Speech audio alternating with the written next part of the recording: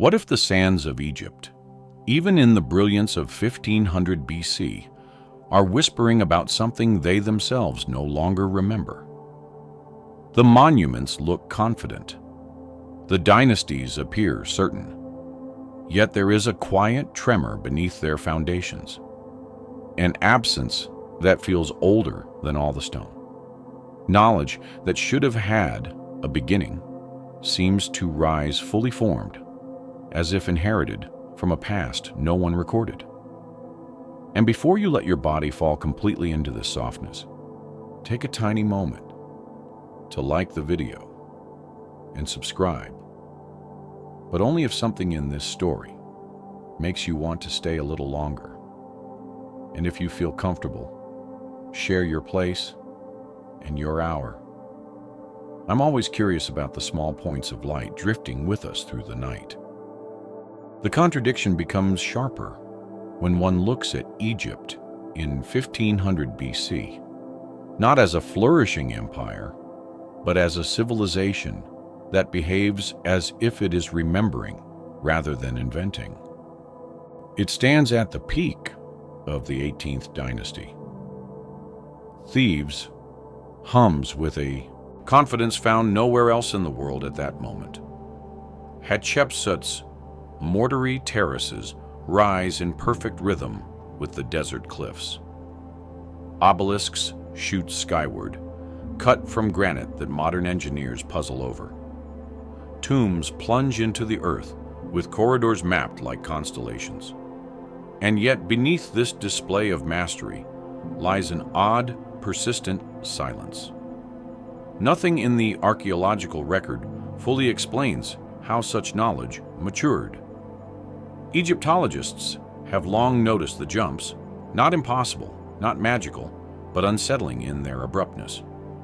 Architectural precision appears suddenly in earlier periods. Yes, but by 1500 BC, it is refined to a degree that implies memory rather than development.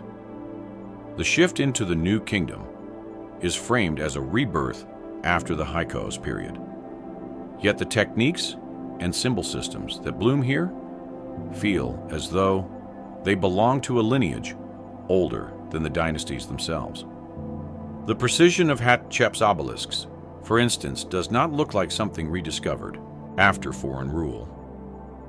It looks like something preserved, guarded, and carried forward by people who never publicly explained its origins. Some scholars point toward the Old Kingdom for the roots of this knowledge, but that only deepens the question. The older pyramids, particularly those at Giza, already exhibit a form of engineering refinement that the New Kingdom never replicates. These later Egyptians could move granite, carve it, polish it, raise monuments from it, but they never again built structures that echoed the mathematical authority of the Great Pyramid, which leads to a haunting observation. If the New Kingdom inherited these methods, then the Old Kingdom may have inherited them as well. And if that is true, the origin spirals even further out of reach into a prehistoric horizon without surviving names. Archaeologists tend to explain gaps by pointing to missing papyri, lost workshops, destroyed archives, and this is reasonable. Egypt's dry climate saved much, but not everything. Fires consumed libraries. Floods of the Nile erased entire villages. Political purges scrubbed names and rewrote histories.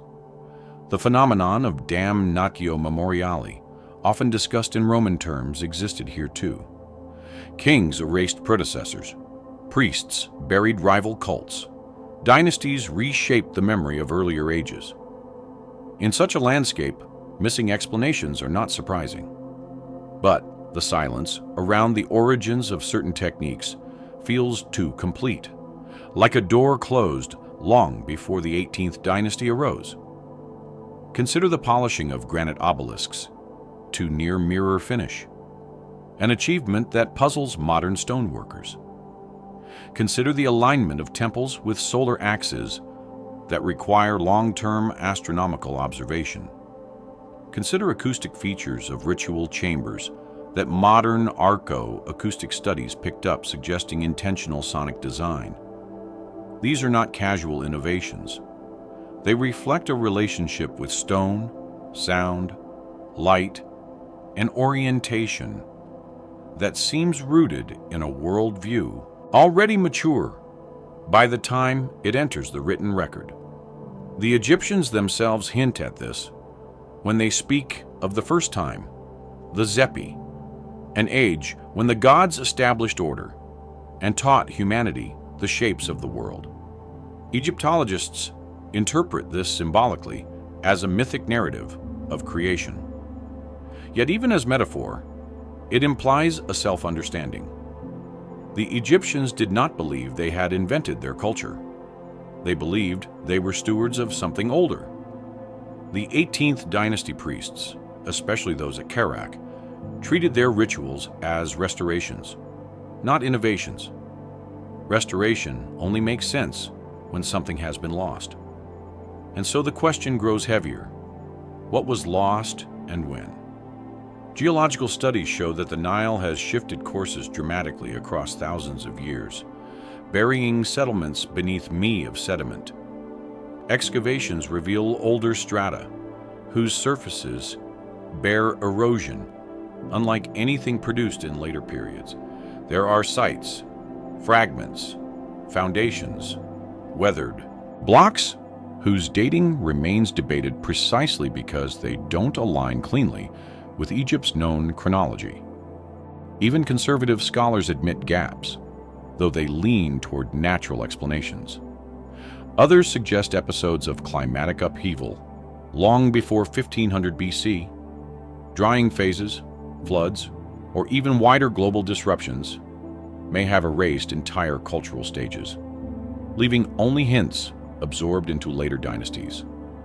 None of this claims a forgotten civilization existed beneath Egypt's golden age, but the absences invite contemplation. Why does the historical record seem to begin already in the middle of mastery? Why do techniques appear fully formed, then slowly decline rather than evolve?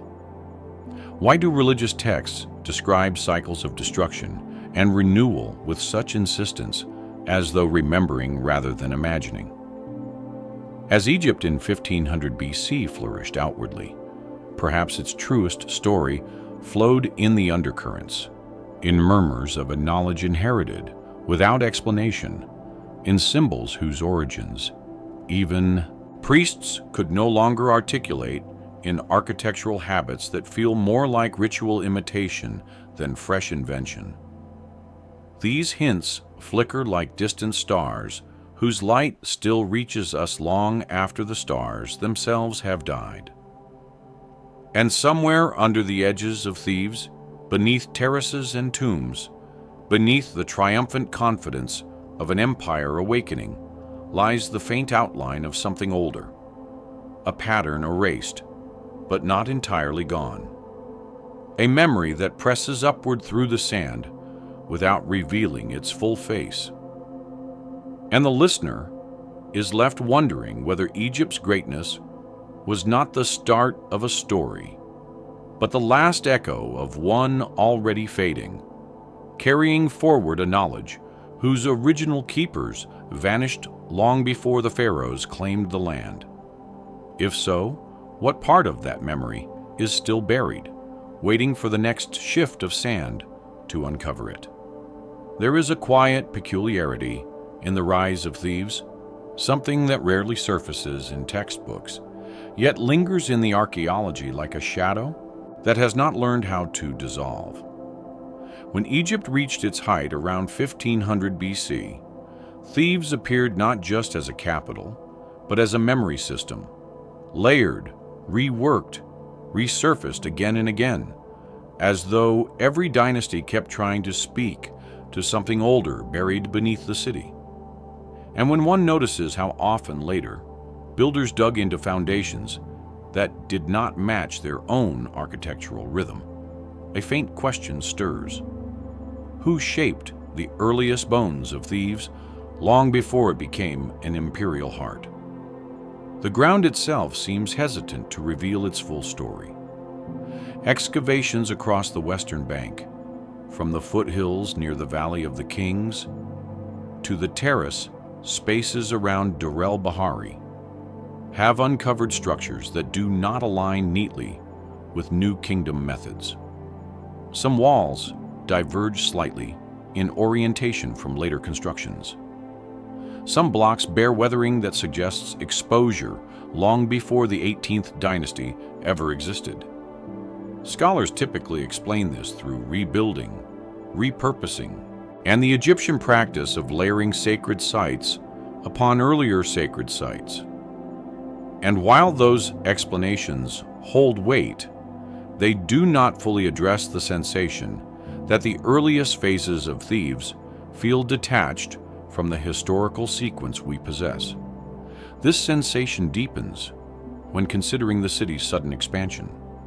Official narratives frame its rise as a political triumph after expelling the Hyksos, but the sophistication of its temples, administrative systems, and ritual landscape seems too cohesive for a city that simply stepped forward after a period of chaos. It is as though Thebes was already a repository of significance, waiting for the right moment to reassert itself. The 18th dynasty did not merely choose Thebes, they gravitated toward it.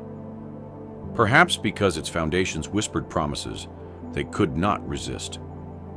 Take the precinct of Karnak. Beneath the colossal hypostyle hall, beneath layers of pylons and courts and sanctuaries, hints of older structures remain. Tiny fragments of walls, stone alignments that seem to belong to a much more modest temple. Egyptologists agree that the earliest sanctuary dates to the Middle Kingdom, but even that feels like the surface of something deeper. When experts compare the geological wear on the oldest blocks with those from later periods, they note irregularities that raise eyebrows but rarely make headlines. Nothing definitively proves extreme antiquity, but the texture of time between the layers is uneven, as if earlier phases endured longer, weathered harder, and kept their stories closer to the bone. Then there is the question of the sacred lake. Ritual basins existed in other Egyptian temples, but the one at Karnak holds a curious ambiguity. Its alignment and placement suggest astronomical calculation, and some researchers, more cautious than speculative, have wondered whether its earliest form predates the expansion phases. If water was used as a reflective device for observing celestial movements as similar, features have been hypothesized at sites like Nabliel.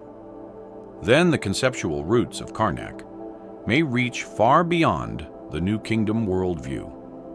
Yet instead of answers, the lake gives only silence, mirroring the sky without revealing the hands that first carved its edges. Thebes also hides absences, gaps in the record that feel too synchronized to be accidental. Many papyri from this region, especially those involving temple administration and priestly ritual, show erasers or overwritten sections. Political reasons might explain some, but others occur in periods without known conflict. A few researchers have suggested these patterns could point to systematic cleansing, a reshaping of collective memory that occurred gradually as different rulers sought continuity with a past they simultaneously revised. But what was so troubling or powerful about the earlier layers that they required such careful editing? Along the western cliffs, where royal tombs were later driven deep into the limestone, older traces suggest human presence long before these corridors existed. Geological studies show tool marks inconsistent with New Kingdom chisels. Not conclusive, not impossible to explain away. but persistent enough to provoke wondering. Were Theans carving into stone that other hands had touched ages earlier? If so, then the Valley of the Kings might have been chosen not for convenience, but because it echoed with a sacredness no one remembered consciously anymore. Even Hatshepsut's mortuary temple seems to stand in quiet conversation with something older. Its terraces do not simply respond to the cliffs, they mimic them. The rhythm feels like a repetition, a returning gesture. Some scholars propose that Hatshepsut's architects intentionally mirrored older, vanished structures that once stood nearby, though the evidence is fragmentary. Yet when walking among the pillars and ramps, one feels the presence of an older grammar of architecture, something the builders were translating rather than composing. And still, no text from 1500 BC declares any of this outright. The Egyptians recorded conquests, offerings, rituals, festivals. They wrote hymns to the gods, lists of kings, medical treatments, charms, complaints, tax records. But they rarely wrote about the origins of their knowledge. They took that inheritance as a given, a natural part of order. Perhaps they didn't question where the earliest foundations came from. Or perhaps they did question it, but chose not to write the answers. The more one studies Thebes, the more it feels like a pimpest, not merely overwritten, but intentionally layered, as if continuity with the past mattered deeply. Yet the details of that past grew increasingly unreachable. Even the priests of Amun, at the height of their power, spoke of restoring ancient rites rather than inventing new ones. Restoration is a strange word in a flourishing era.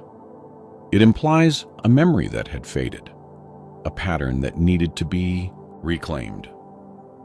What then had been lost, a suspicion takes shape, not sharp, not accusatory, just a gentle tug on the edges of the mind. Maybe Thebes rose so quickly because it was not rising from nothing. Maybe its sacred geography, its architectural logic, its ritual orientations were already anchored in a worldview far older than the New Kingdom. A worldview preserved not through texts, but through habit, through stone, through the silent insistence of place.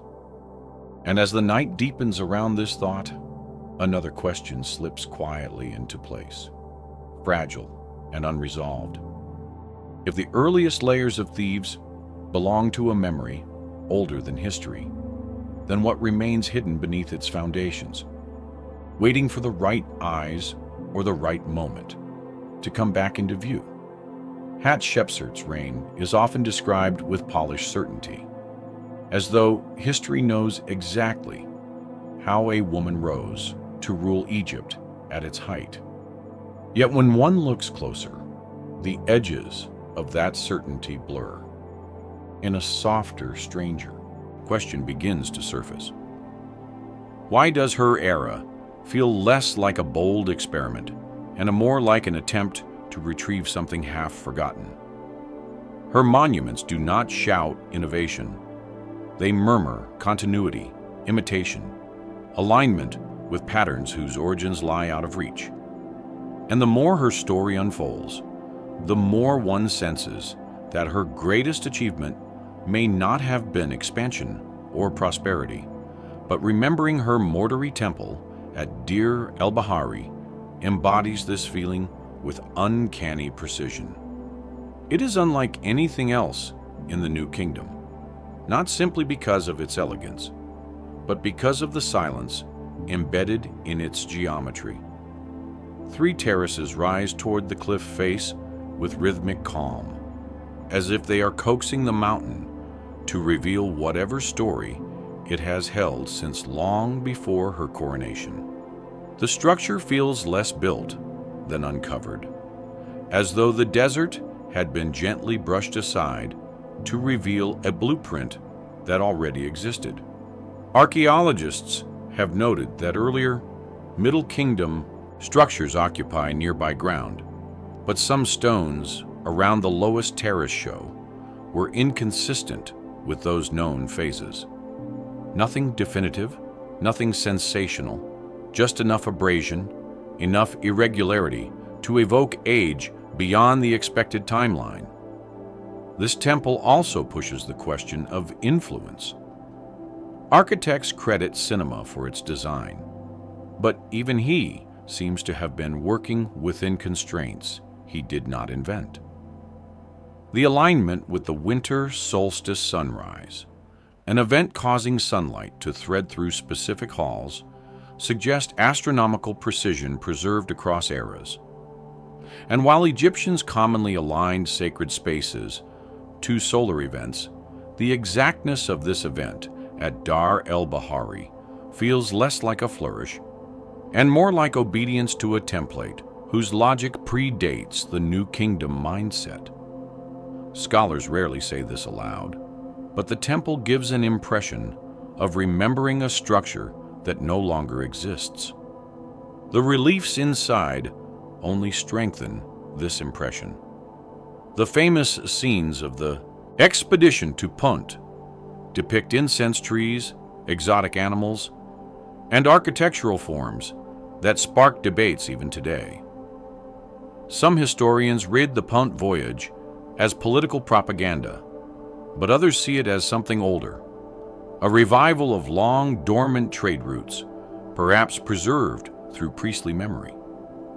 More speculative researchers point out that the Egyptians described Punt with a reverence unlike other foreign lands as a place of the gods, a land of origins. While mainstream interpretations remain cautious, the tone in the inscriptions is undeniable. This journey was treated not as discovery, but as homecoming. The question then becomes, what kind of homecoming is this? And how long had that connection been dormant? The mystery deepens when examining the symbolic program of her temple. Scenes of divine birth at Shepsert suckling from Hathoror, receiving authority from a moon, are not merely political tools. They function as assertions of continuity, ties to a primordial order that Egypt believed had once governed the world. In a sense, her claim to kingship was framed less as a disruption of tradition and more as a restoration of an ancient pattern, one older than patriarchy, older even than dynastic memory. Whether she believed this literally or simply utilized a mythic language crafted by her priests, the effect is the same. A reaching backward, as though her reign was meant to rethread a broken link. And yet, for all this reverence, the aftermath of her rule is marked by erasure. Thutmose III removed her images, chiseled away her name, recarved reliefs, reworked genealogies. Scholars insist this was political cleanup, not personal revenge. But even so, the thoroughness of the removal remains unsettling. Entire scenes vanished under new plaster. Statues were smashed, buried, hidden. The degree of effort suggests not mere disapproval, but discomfort, as though something about her reign touched a nerve buried deep beneath the ideological surface. Intriguingly, the erasers often targeted the very elements that tied her reign to older memory systems. Depictions of divine birth, restored rituals, connections to Punt. These were not random removals, they were surgical. One could almost imagine that the most threatening part of her legacy was not her gender, but her insistence on reconnecting with something earlier than the established order. Another peculiar aspect emerges when analyzing the transition between her reign and her successors. Egypt did not collapse. Thebes did not falter. Yet subtle shifts occurred. Architectural styles changed. Temple expansions accelerated with different symbolic emphases, and certain rituals quietly disappeared. Even the decorative grammar of the period seems to shift from introspective to assertive, from restoring memory to projecting power.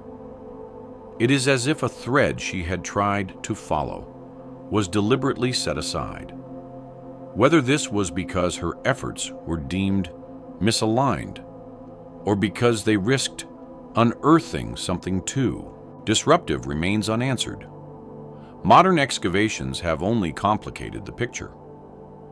Archaeologists working around Deir el-Bahari have found fragments belonging to earlier structures buried beneath later fills, bear quarry marks that do not match known Middle or New Kingdom methods. A few researchers have mused carefully, cautiously, that these could represent remnants of a much older sacred complex. No one claims this decisively. Academia resists conclusions built on fragments. Yet fragments, when gathered in a certain light, form silhouettes impossible to ignore. Perhaps the most haunting part of Hatshepsut's legacy is this. Her story feels incomplete, not because pieces were removed, but because it seems to gesture towards something Egypt had already lost. Her reign carries an undertone of retrieval, a desire to pull memory forward through stone and ceremony. And the response, swift, targeted erasure, suggests the retrieval may have reached deeper than later rulers wished. But what was she reaching toward? An older concept of kingship, a forgotten set of trade routes, a primordial religious structure, or something quieter, an ancient order of knowledge that once shaped Egypt before falling silent. The desert around her temple gives no answers, only a steady hush that feels almost protective. And as the terraces continue to echo the cliffs behind them, one cannot help but wonder if she truly tried to restore a fragment of a world long vanished. What still lies hidden in the rock, waiting for someone patient enough or daring enough to listen for it again. Carrick does not announce its mysteries, it absorbs them. Standing before its forest of columns, one feels less like a visitor, and more like someone being quietly measured by the architecture itself. And perhaps that sensation is the most revealing clue. Kar behaves not as a monument built once, but as a living accumulation, a place that has grown by remembering. Yet, even in the most sweeping scholarly descriptions, there lingers an unanswered tension. Why does its oldest core feel disconnected, not only from later additions, but from the chronology assigned to it? Much of Carrick's strangeness begins with scale. The Hippo-style hall, constructed centuries after the earlier sanctuary, overwhelms the senses with its vertical insistence. But the farther one moves inward, the older the stones become, and the more the geometry tightens. The innermost precinct feels less expansive and more deliberate, as though the builders were following coordinates rather than creative impulse. Archaeologists suggest the earlier shrine dates to the Middle Kingdom, but some foundational blocks show erosion and discoloration inconsistent with that period. A handful of researchers, careful not to overstate the evidence, admit that the ware resembles stone that had already seen long exposure before being reworked. The curious alignment of the temple adds another layer of ambiguity. Carrick's axis points toward the winter solstice, sunrise, an orientation that scholars have documented extensively. But precise alignments require long-term observation, generations of watching the sky, marking shifts, mapping light. Egyptologists argue that this knowledge certainly existed by the Middle Kingdom, but the exactness at Carrick feels like the culmination of an astronomical tradition far older than its first documented priests. Some archae studying the drift of solstice lines over millennia suggest the alignment might have been meaningful even earlier.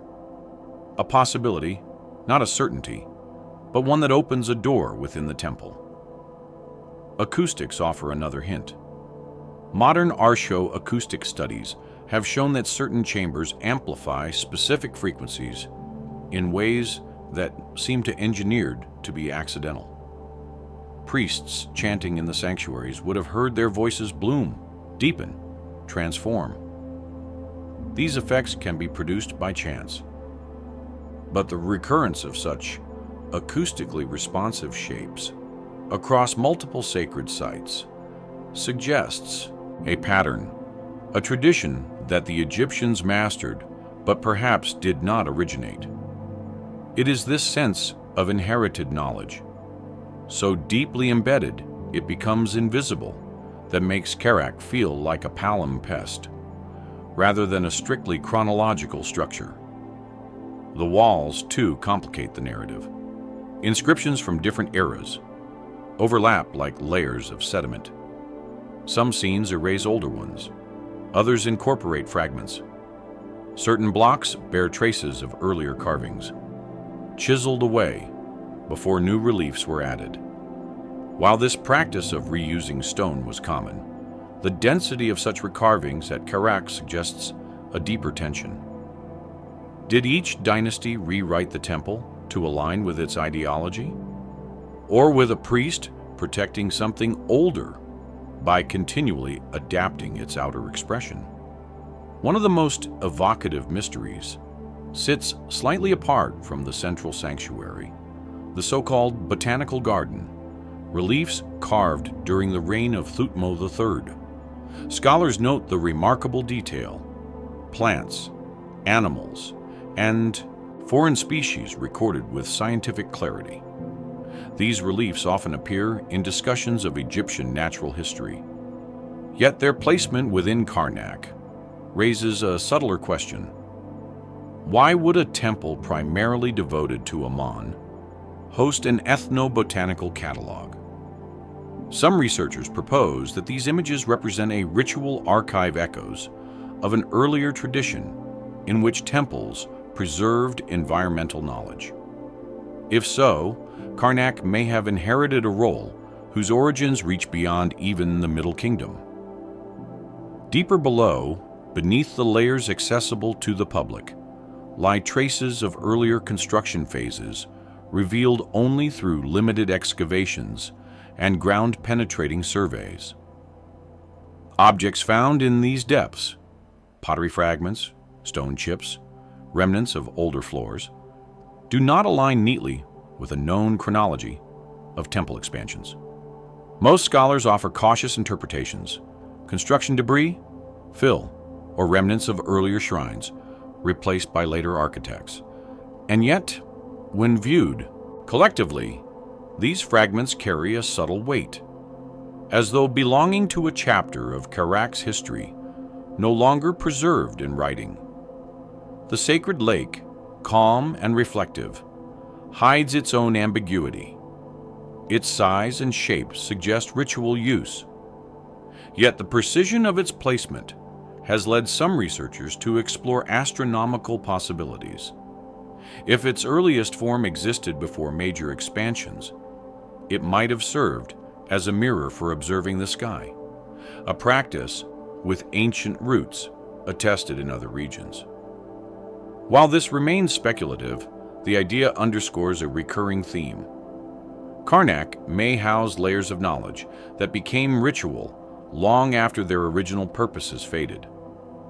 A recurring question arises: how much of Kerak's complexity did the new kingdom understand? And how much did they simply inherit? It is easy to assume ancient Egyptians possessed a continuous, unbroken tradition explaining every feature. But the more one studies their texts, the clearer it becomes that they too lived amid gaps. Priests recorded rituals in detail, but they rarely explained origins. They maintained astronomical calendars, yet offered mythic, not scientific, justifications. They spoke of restoring ancient rites, implying that even in their time, parts of the tradition were remembered imperfectly. This raises an unsettling but gentle possibility.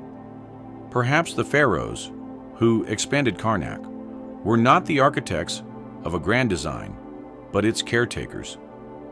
Perhaps they built upward and outward because they recognized a sacredness whose root they couldn't articulate.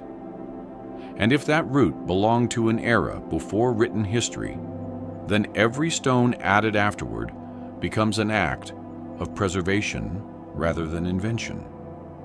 Thebes itself reinforces this intuition. Karnak, Lux or Temple, the mortuary complexes on the West Bank, all seem to orbit an invisible point, a conceptual center older than any surviving text. The alignment among temples suggests intentional planning across centuries. Yet, the earliest basis for this sacred geography remains elusive. Geological evidence indicates the Nile once flowed differently, altering the ritual landscape. What structures might have stood on its earlier banks? What alignments made sense in a river valley, shaped unlike the one we see today? Standing before Karuk's oldest stones, one feels the slow exhale of a civilization, carrying forward a memory it did not fully understand. Each dynasty expanded the complex, layered it with new meanings, polished the old ones, erased what no longer fit. But none could erase the sense that the heart of the temple was older than their authority, older perhaps than the concept of Pharaoh itself. And so the question becomes quieter but sharper. If Karn preserves the echoes of a forgotten order, then how many of its stones are telling a story that no surviving inscription has ever written down? There is a peculiar quiet that hangs over the rare texts of the 18th dynasty. A quiet that does not feel like reverence, but like the rustle of something older being unfolded in dim lamplight. Among these texts, the Adat stands apart. It claims to describe the journey of the sun god through the 12 hours of the night. Yet the diagrams, symbols, and strange segmented landscapes read less like mythology and more like an inherited map. One whose original cartographers are nowhere for, and the greater the precision of these images, the harder it becomes to believe they emerged suddenly during the New Kingdom without deeper roots. What unsettles scholars is not merely the content, but the coherence. The Amdat is not a random assemblage of afterlife imagery. It is structured with a consistency that implies long intellectual refinement. Each hour of the night is a domain with its own beings, its own functions, its own gates and rivers. The way these elements interlock feels less symbolic and more methodological, almost as if describing a system rather than a story. Egyptologists interpret this as theological sophistication, but even they admit that the sudden appearance of such a complete cosmography is difficult to trace. No earlier text resembles it fully. Fragments of the coffin. Texts in the pyramid texts hint at similar concepts, but never with this level of organization. It is this discontinuity that draws attention. How can a worldview so detailed arrive without visible developmental stages? Where are the drafts, the experiments, the errors? If the Amduat was assembled from older oral traditions, why do those traditions leave so faint a trace? If it evolved from priestly speculation, why does it appear already mature, without transitional layers?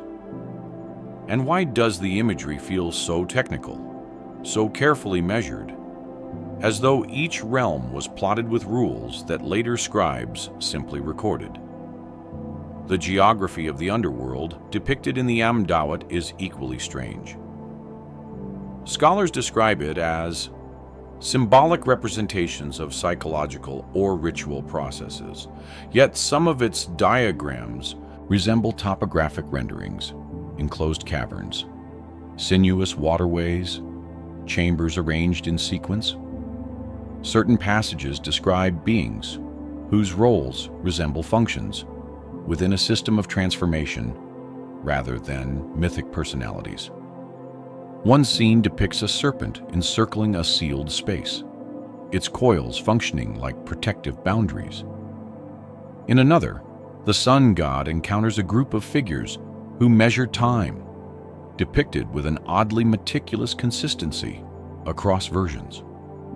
Such imagery has led some researchers, not the sensationalists, but the quietly curious, to wonder whether these were once mnemonic diagrams encoding knowledge that had drifted from its original context.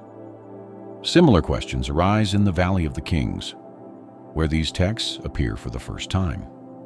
Tombs from the reigns of Thutmose III, Amenhotep II, and later rulers include full transcriptions of the Amduat along the walls, ceilings, and corridors. The placement is deliberate. The diagrams unfold sequentially, as if guiding the deceased through a journey rather than merely decorating the space. But what is more curious is the precision with which these maps mirror each other across different tombs. Variations exist, yes, but the core structure remains intact, as though scribes were copying from an authoritative source no longer extant. Archaeologists examining the earliest versions note something else. The style of drawing differs subtly from typical New Kingdom art. The line work is more schematic, the figures often simplified, the proportions geometric rather than idealized. This stylistic shift has led some scholars to propose that the Amduat represents an older visual grammar reintroduced into the New Kingdom context. If so, what older tradition did it belong to? And why did it reappear with such clarity during this particular era? Linguistic analysis offers faint clues. Certain phrases in the Amduat use archaic verb forms uncommon in contemporary inscriptions. Some metaphors mirror those found in much earlier texts, suggesting echoes of pre-dynastic cosmologies that later scribes no longer understood fully. And yet, instead of discarding these archaic elements, the 18th dynasty priests preserved them as if afraid to lose whatever meaning remained. The symbolic content adds further layers of ambiguity. Scholars interpret the serpents, boats, guardians, and caverns as metaphors for rebirth, regeneration, and cosmic order. But the consistency of their arrangement hints at something more structured. The serpents often appear as boundaries, the boats as transitions, the guardians as thresholds. These recurring motifs resemble components in a diagrammatic system, almost like instructions or sequences. Whether the system encoded astronomical cycles, ritual processes, or psychological stages remains debated, but the feeling of system persists. One of the most debated features is the so-called Book of Caverns, closely related to the Adait. It divides the underworld into compartments arranged with unsettling precision. Some researchers have noted how the layout resembles cross-sections of geological formations, though mainstream scholars treat these similarities as coincidental. Yet, the resemblance raises a quiet question. Were these texts symbolic interpretations of natural landscapes, mythologized over generations, or were they remnants of a forgotten method of encoding knowledge, astronomical, geological, ritual, or otherwise? Still more mysterious is how the Egyptians themselves interpreted the Amduat. No surviving commentary explains its origins. Priests recited its passages, depicted its scenes, and embedded it into the fabric of royal burial. Yet, they left almost nothing describing why these images mattered, or how they should be understood. Silence again becomes its own message. Either the priests believed the origins were too sacred to document, or they themselves did not fully understand them. Preserving a tradition they sensed was important, but whose depth had faded into myth. This ambiguity creates an ache, a sense of proximity to something just beyond reach. The Amdoat feels like a doorway into a worldview whose logic no longer exists in conscious memory. And the more one studies its careful structure, the more one wonders whether it preserved fragments of knowledge older than the dynasties that used it. But if this text truly echoes a deeper layer of Egypt's intellectual past, what else lies hidden behind the symbolic curtain? And what would it mean if the maps the pharaohs carried into death were not merely metaphors of the night, but echoes of a world their ancestors once knew more clearly than we do now? There is something quietly disorienting about the figure of Thutmose III. Historians remember him as a warrior king, a strategist whose campaigns stretched Egypt's influence farther than ever before. Yet behind this image lies another dimension, one less often discussed, but far more puzzling. His reign is threaded with references to stars, cycles, and celestial order in ways that exceed military or political symbolism. And as one moves through the inscriptions associated with him, a faint suspicion begins to grow. What if Thutmose III inherited not just the throne, but fragments of a cosmological knowledge the new kingdom no longer fully understood? The astronomical ceiling in the tomb of Thutmose III is one of the earliest complete star charts preserved in Egypt. Its images depict constellations, deacons, and the delicate ordering of night hours with an assurance that suggests long observational history. Yet the archaeological record preceding this period does not provide a smooth evolution of celestial mapping. Earlier representations exist, yes, but none show the structural clarity found here. The chart does not feel experimental. It feels codified, and codification implies memory. Egyptologists have long debated the origins of deacons, the star groups used to divide the night into units of time. Some argue these systems emerged during the Old Kingdom. Others suggest Middle Kingdom refinement. But the New Kingdom displays an unexpected leap. Suddenly, star clocks, ceiling diagrams, and lists of deities assigned to specific sky regions appear with striking consistency. The question becomes, how did such a complex system, spanning observational astronomy and ritual cosmology, surface so fully formed? Some scholars believe earlier star clocks must have existed, but failed to survive. This is possible. Papyrus does not endure well, and temple walls were often repurposed. But possibility does not dissolve the strangeness. When a method has deep roots, its traces usually appear unevenly. Partial diagrams, transitional forms, experimentation. Yet the star knowledge under Thutmose III feels complete, as if revived rather than invented. Another curiosity lies in the so-called list of foreign lands compiled during his reign, though often interpreted as geopolitical documentation. Some researchers note that certain names resemble astronomical or cosmographical terms rather than geographic ones. The list structure, repeating patterns of associations, and occasional symbolic descriptors have led a minority of scholars to suggest that parts of it might encode knowledge unrelated to terrestrial boundaries. The mainstream interpretation remains grounded in military history, but the anomalies linger like faint echoes of a different logic. Equally intriguing is the way Thutmose's ritual scenes depict his relationship with cosmic order. Reliefs at Karnak show him receiving guidance not only from gods, but from star deities, figures associated with celestial navigation, timekeeping, and the cyclical regeneration of the night sky. These scenes are not common in earlier dynasties with such emphasis. Something shifted during his reign. A renewed attention to celestial mechanisms that feels deliberate, purposeful, and strangely urgent. What deepens the mystery is the intersection between this star knowledge and the ADA texts described in the tombs of the same period. The AMD maps the sun's nightly journey through 12 hours.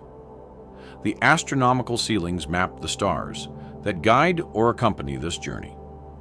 The alignment between the two systems seems too coherent to be coincidence.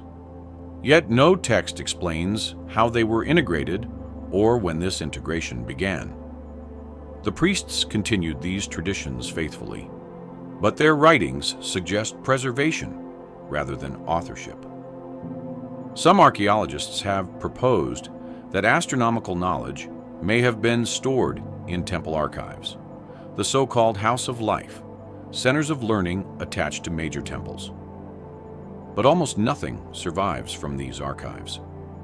Only fragments of medical papyri, mathematical problems, and ritual instructions remain. The absence of astronomical manuscripts is conspicuous, especially given the sophistication found on tomb ceilings. It is as if the most important material, if it existed, was lost long before later dynasties inherited the fragments. In recent decades, archaeoastronomers have reassessed the alignments of temples associated with Thutmose III, particularly at Karnak. They observed that certain structures built during or shortly after his reign align not only with solar events, but with specific star risings. The accuracy of these orientations achieved without modern instruments implies long-term observational culture. Yet again, earlier physical evidence for such culture remains thin. One explanation is that much of the observation took place in open-air settings or wooden structures that left no trace. Another is that temple reconstructions obscured earlier phases, but neither hypothesis entirely resolves the discontinuity. Perhaps the most enigmatic aspect of Thutmose III's celestial legacy lies in his tomb. The representation of constellations includes figures whose identities remain uncertain. Some appear in later traditions, others vanish completely.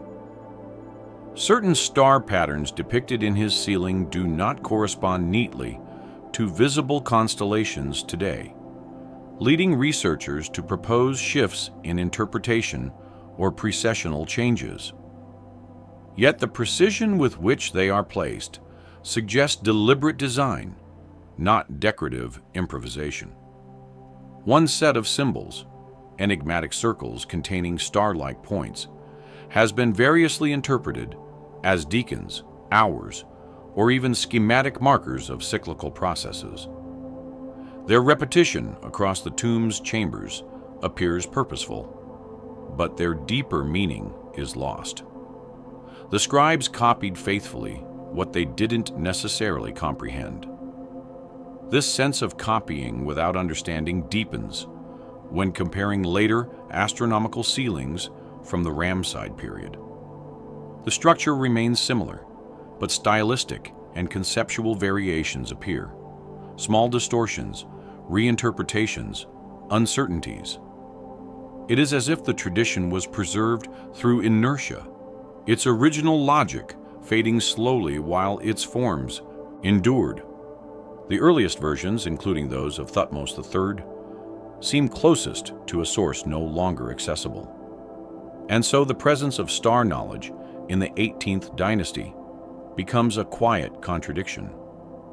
The Egyptians clearly valued celestial observation, integrated it into ritual and governance, and wove it into their understanding of cosmic order.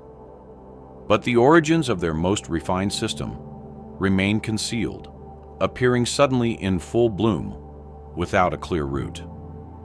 That three stands at the threshold of this puzzle. A king whose reign combines military expansion, theological consolidation, and a revival of intricate star traditions. Whether he understood the deeper origins of these traditions or simply served as their steward is impossible to say. But his monuments carry the impression that he stood closer than most to an echo of something older, something Egypt could not name but refused to abandon.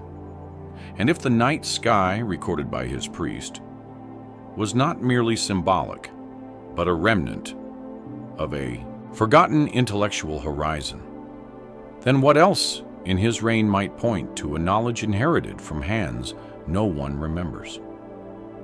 Abydos sits in the desert like a whisper someone tried to bury. Most travelers come for the temple of Setaith, its elegant reliefs, its corridors softened by centuries of reverent footsteps. But beneath that beauty lies an older unease. Abydos has always been a place of origins and endings, a landscape where myth and memory blur. And no structure captures this ambiguity more sharply than the Oiran, a monument whose presence feels out of joint with the timeline assigned to it. The more one looks at its massive stone blocks, its water-filled chamber, its stark simplicity, the more difficult it becomes to believe it emerged from the same architectural logic as the temple above. Seti I's temple is full of refinement, delicate lines, graceful proportions, narrative clarity. The Orion, in contrast, speaks in the language of weight. Its huge sandstone blocks, some weighing dozens of tons, fit together with a quiet precision that seems almost indifferent to ornament. The contrast is unnerving, not because the two buildings cannot coexist, but because they feel separated not by decades, but by worldviews. Scholars classify the Osiran as a cenotaph for Osiris, built during Seti's reign. Yet many admit its style resembles far older structures, megalithic, austere, almost archaic in its simplicity. What complicates matters further is the Osiran's elevation. When excavated in the early 20th century, it was found significantly lower than the Seti temple. Some argue this was intentional, a symbolic descent into the underworld. Others counter that the surrounding ground level has risen over millennia due to Nile silk deposits. But the depth of the structure still raises questions. Why build so far below? Why adopt a design so unlike anything else from the Ramide era? And why does its architecture evoke the monumental precision seen in the Valley Temple? At Giza, or the inner chambers of the pyramids, structures already ancient by Seti's time. Archaeologists have proposed that Seti intentionally mimicked earlier styles to evoke antiquity. This explanation is reasonable, but insufficient. The builders of the new kingdom were capable of replicating older aesthetic motifs, but the engineering techniques used in the Osiran, massive monolithic construction, tight-fitting joints, minimal decoration, do not reflect New Kingdom practice. That era favored carved reliefs, painted surfaces, and architectural elaboration. The Oiran, by contrast, feels like a structure built by people who valued permanence over narrative, geometry over image. Some researchers treading carefully suggest the Osiran may have incorporated or replaced an older sacred site. The ancient Egyptians themselves considered Abydos one of the oldest religious centers in the land, a place where the earliest kings were buried. The kings of the first dynasty built orrery enclosures nearby. Could the Oiran sit at top an even earlier ritual space, one whose memory survived only in myth? The idea is not universally accepted, but the silence of the archaeological record leaves room for contemplation. Standing inside the Oiran, one senses an architectural purpose that extends beyond tomb symbolism. The central island, surrounded by water channels, suggests ritual immersion or cyclical regeneration. It evokes themes found in the pyramid texts: rebirth through water, cosmic emergence. Yet the structure's geometry feels almost too precise to be purely symbolic. Some specialists in arch-acoustics have noted that its chamber possesses unusual sound properties.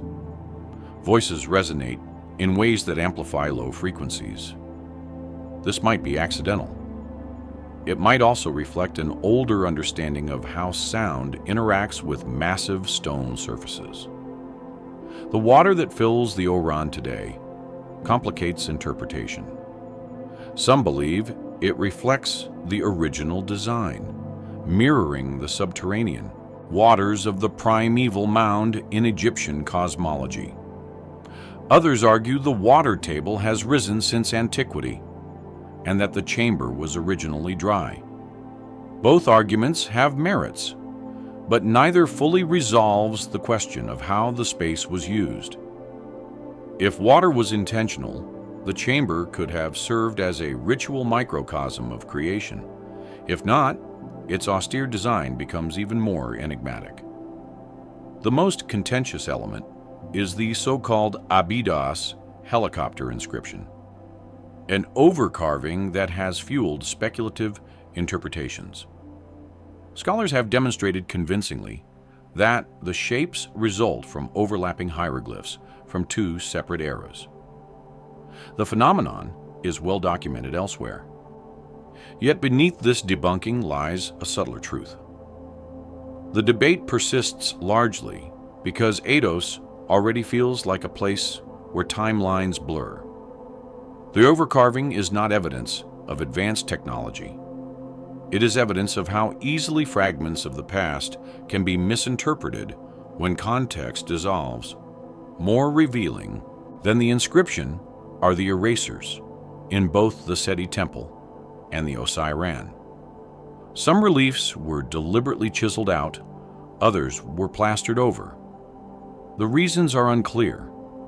Political transitions, theological shifts, perhaps, but the selective nature of these erasers hints at a deeper discomfort. It is as though later priests or rulers sought to obscure elements associated with a tradition they no longer wish to uphold or no longer fully understood. Outside the Oiran, carved into the Seti Temple, lies the mysterious Abydos king list, an official genealogy of rulers stretching back to Egypt's earliest dynasties. Yet even this list has omissions. Entire reigns are excluded, not only those deemed illegitimate, but others whose absence is difficult to explain. Scholars attribute this to ideological curation, but the omissions mirror a broader pattern in Egyptian history, a tendency to preserve continuity through selective memory rather than full record. What then did Abydos once remember that later generations preferred to forget? As modern researchers probe deeper into the site, new questions arise. Ground-penetrating radars revealed anomalies beneath the desert surface, rectangular patterns, possible walls, spaces that have not yet been excavated. Most remain unexplored, either due to logistical limitations or a desire to preserve the site. But the presence of these shapes raises the possibility that Abydos still hides earlier phases, perhaps remnants of a sacred landscape older than its visible monuments. The desert around Abydos carries a particular silence, one that does not feel empty, but withheld. The Osirian stands within that silence, like a surviving page from a book whose other chapters were erased. And as one considers the weight of its stones, the precision of its design, the depth of its placement, a gentle question emerges, not accusatory, not sensational, just quietly insistent. If this structure truly belongs to Seti's time, why does it feel like a memory crafted from an era far beyond his reach? And if it does not fully belong to him, then what lineage of knowledge, lost, interrupted, or deliberately obscured, might still be sleeping beneath the sands of Abydos, waiting for a shift in time or curiosity to bring it back into the light?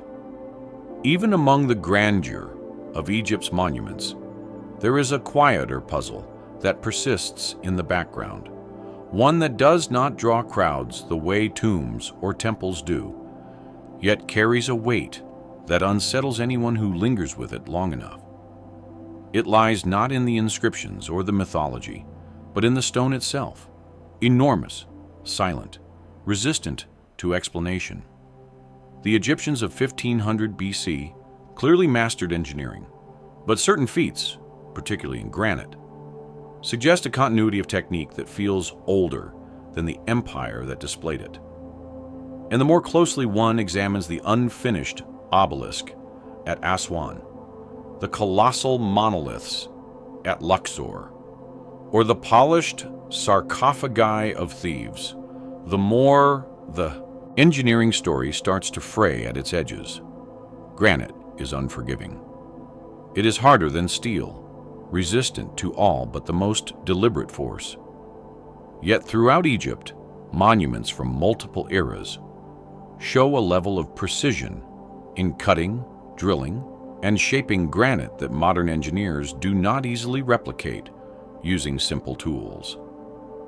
The New Kingdom artisans certainly worked granite, but their tools, copper chisels, stone pounders, struggle to account for the crispness of some surfaces. Scholars proposed the use of dolerite pounding stones, abrasion with sand, and immense patience. These methods undoubtedly worked for many tasks, but certain features, polished surfaces that reflect light, straight cuts that remain sharp after 3 millennia, and deep hollowing inside sarcophagi, suggest something beyond ordinary craft. The unfinished obelisk is perhaps the clearest window into this enigma. Had it been completed, it would have weighed over 1,000 tons. Still, one of the largest stones ever attempted by human hands. What puzzles researchers is not merely its size, but the smoothness of the trench surrounding it. Tool marks ripple across its exposed sides, but the uniformity of these marks, the confidence of the angles, and the sheer scale of the attempt raise questions about how such a feat was organized. How did workers maintain consistent alignment across such a vast surface? How did they prevent cracks? How did they intend to lift and transport it? Explanations exist, but none remove the lingering sense that even with dolerite pounders, the precision borders on improbable. Even more enigmatic are the granite colossi that once stood at Am and Hotep III's mortuary complex, fragments of which remain scattered across the site.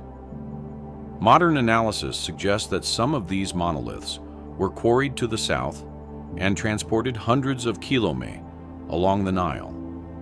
Scholars reconstruct the process using seasonal flooding, barges, lubrication, and massive labor forces. These reconstructions are plausible on a broad scale.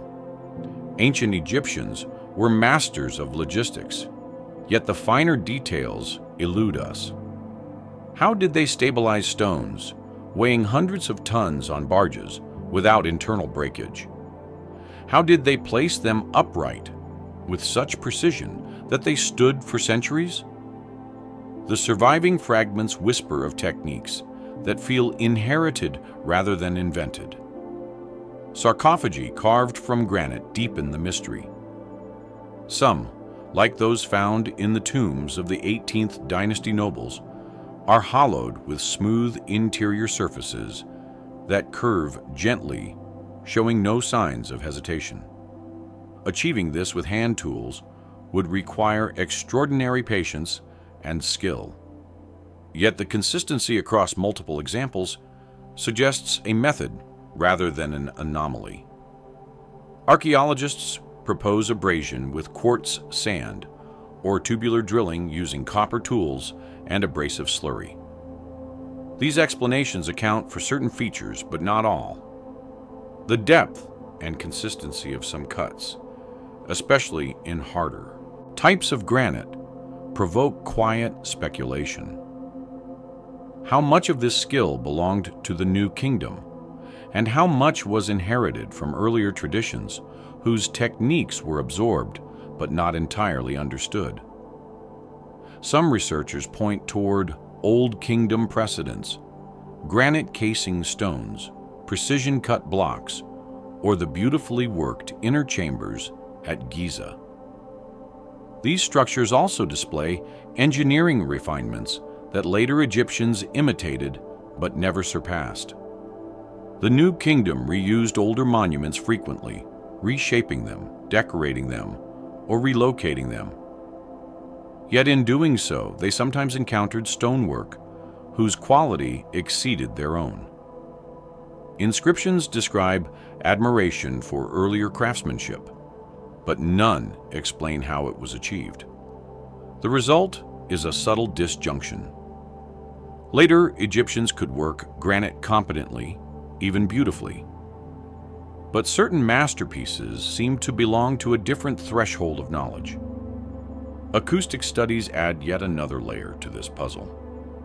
In several granite line chambers, researchers have observed resonant frequencies that seem finely tuned. This does not imply technological sophistication beyond known capabilities. Humans have understood resonance intuitively for millennia, but the degree of intentionality remains uncertain. Were these acoustic features a byproduct of structural design? Or did builders possess a nuanced understanding of how stone carries sound? The answer is buried beneath centuries of interpretation, leaving only the resonance itself as evidence. In quarry sites across Egypt, abandoned blocks reveal additional clues. Some display straight, shallow channels that run parallel along their surfaces. Scholars attribute these grooves to pounding stones or wooden wedges, soaked to create expansion pressure.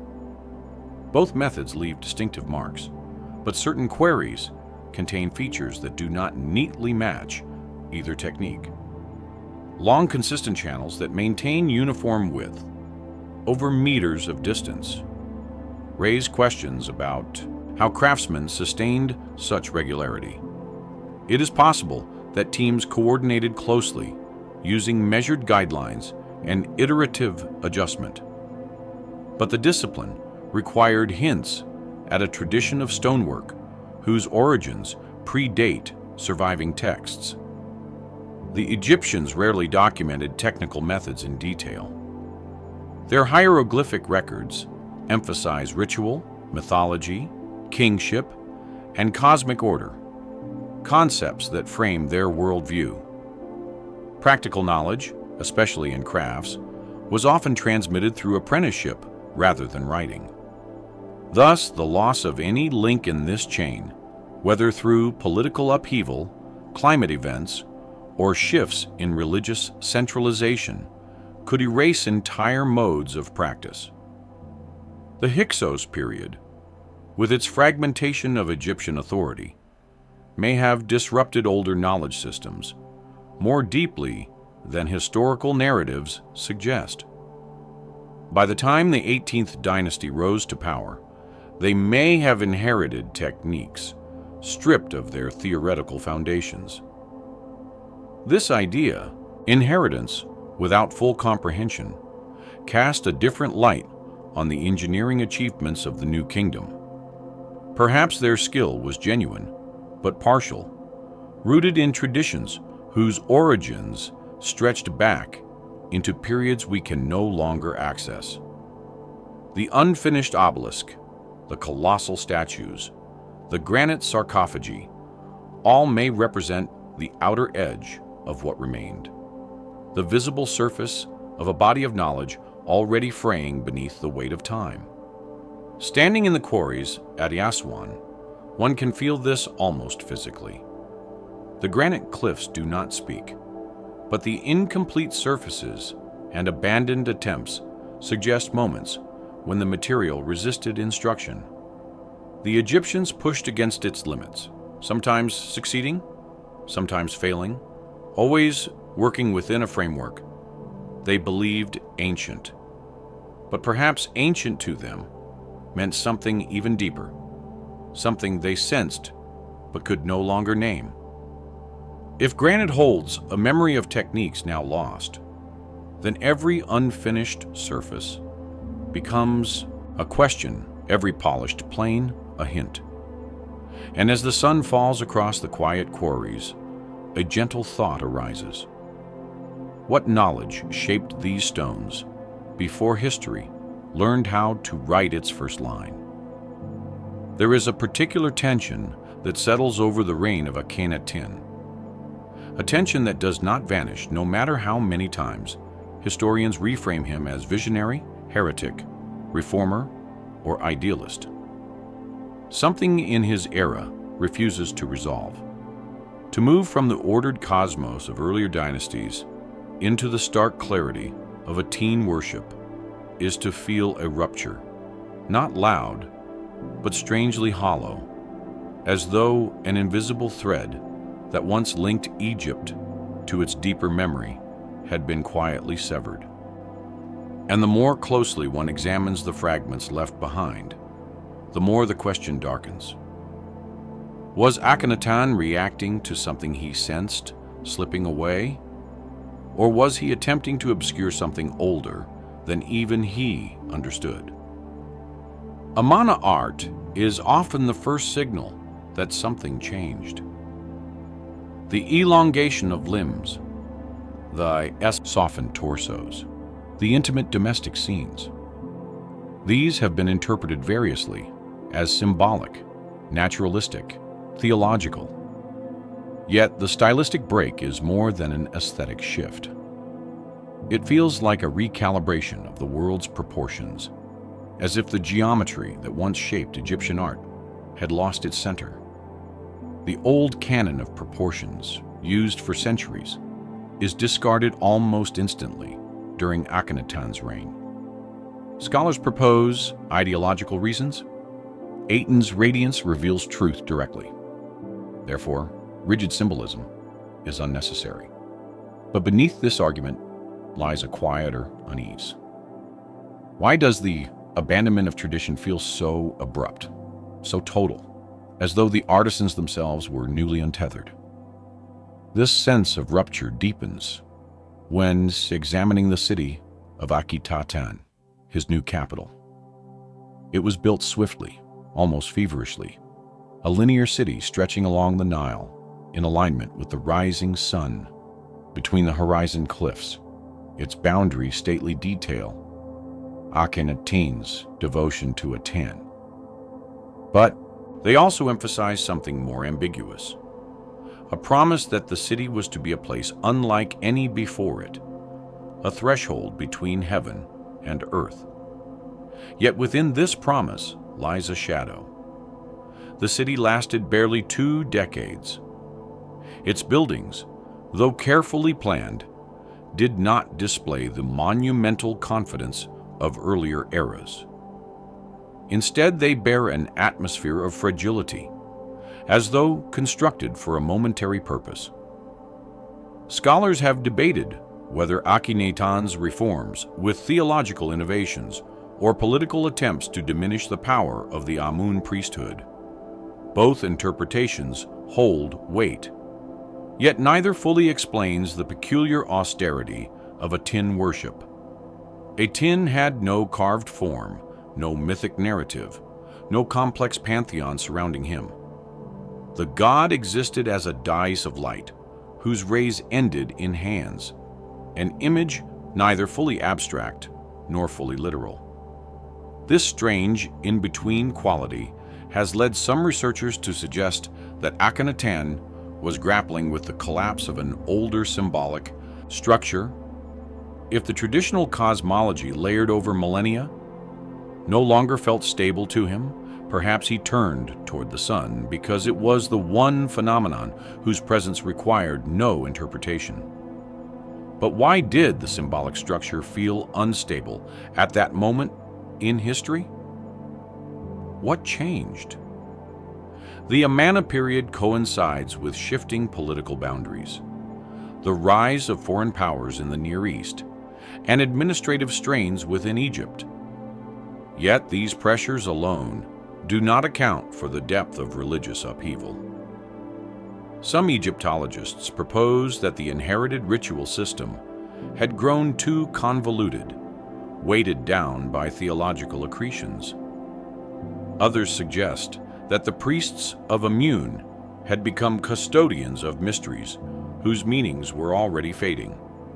If the core of Egypt's cosmology had indeed become obscured over centuries of reinterpretation, then Akhenaten's radical purification may have been an attempt to regain clarity by sweeping away what no longer made sense. Yet in doing so, he may have erased not just complexity, but continuity. The idea that the king maintained Mart, cosmic order, had always depended on interwoven traditions, rituals, and symbolic relationships. Akhenaten untangled these threads and replaced them with a single axis of meaning. The result was a world view, luminous but thin, radiant yet fragile. It held no place for the underworld, no map for the unseen, no memory of cyclical regeneration. In earlier ages, the sun's nightly journey through the underworld captured in texts like the Amdat preserved a sense of invisible depth. Atonism flattened this dimension. Everything became surface, light, presence. What had once been layered became singular. It is perhaps this flattening that unsettles later observers. The Egyptians were always concerned with continuity. Their temples layered themselves upon older foundations. Their rituals revived ancient forms. Their kings traced lineage back to mythic ages. In contrast, Akhenaten severed the lines, intentionally. He rejected the ancestral gods, altered artistic conventions, and wrote hymns that spoke not of returning cycles, but of immediate radiance. His world was one in which the past had little authority. And yet, within this rejection lies a paradox. A void opens where memory should be. The silence that follows never feels like liberation. It feels like disorientation. After Akhenaten's death, the reaction is swift and decisive. Temples to Aten dismantled. His name is scratched out. Art returns to older proportions. Rituals reassert themselves. But the restoration, while thorough, is not entirely smooth. Traces of Akhenaten's disruptions seep into later periods. Subtle shifts in theology, lingering uncertainties in symbolic interpretation. Scholars who study the post-Mana era note an anxiety beneath the recovery, as though something irreplaceable had been lost amid the reforms and counter-reforms.